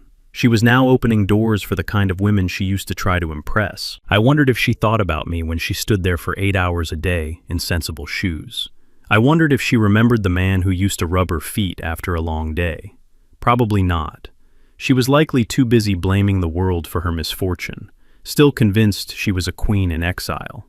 Preston, or rather, Pete Stalinsky. The report said he was being held without bail. The federal prosecutor was throwing the book at him. Wire fraud, identity theft, grand larceny, and because he had crossed state lines, the charges were federal. He was looking at 20 years minimum. Frank included a mugshot. Pete wasn't smiling anymore. He looked small. Without the expensive suit, without the rented Bentley, without the lighting and the stage, he was just an aging grifter with fear in his eyes. He had spent his life selling illusions, and now he was going to spend the rest of it staring at concrete walls that were very, very real. And then there was Jamal. The report on Jamal was shorter. Tiffany had filed for divorce 3 days after the wedding disaster. She cited irreconcilable differences, which is lawyer speak for he ran out of money. She had moved back in with her parents in Wisconsin and was already posting pictures on social media with a new boyfriend, a car salesman this time. She moved fast. Parasites always do. Jamal didn't fight the divorce. He didn't have the money for a lawyer. Frank tracked him to a boarding house in Detroit. He had used the bus ticket. He was working the night shift at a logistics warehouse loading trucks. It was hard, back-breaking work. The kind of work he used to sneer at. The kind of work I did for 40 years to buy him his first car. Frank said Jamal was living in a small room with a shared bathroom. He had no car. He took the bus to work. I put the phone down. I sipped my wine. I felt a twinge of sadness for the boy who used to sit on my shoulders and reach for the moon. But I pushed it away. That boy was gone. The man in Detroit was a stranger. But maybe, just maybe, the warehouse would teach him what I couldn't. Maybe the weight of the boxes and the ache in his muscles would finally teach him the value of $1. Maybe, in the silence of that small room, he would finally find his own character. Or maybe he wouldn't. Maybe he would break. But that was his circuit to fix. I had installed the safety mechanisms. I had provided the tools. The maintenance was up to him. I looked out at the river again. The lights of the 25th of April bridge were twinkling in the distance. It looked like a string of pearls, far more beautiful than the fake diamonds Camilla had worn. I thought about the new villa I was going to build. I thought about the German engineers I was going to meet next week to discuss the European rollout of my patent. I thought about the cooking class I had signed up for. I realized that for the first time in my life, I wasn't living for someone else. I wasn't the provider. I wasn't the safety net. I wasn't the wallet. I was just Bernard, and Bernard was happy. I finished the wine. The sky was now a deep, velvet purple. I stood up and walked to the railing. I took a deep breath of the cool night air. I am not a vengeful man. I don't wish them harm. I just wish them the life they earned, and I wish myself the peace I paid for. The books are balanced, the lights are on, and the view from here is spectacular.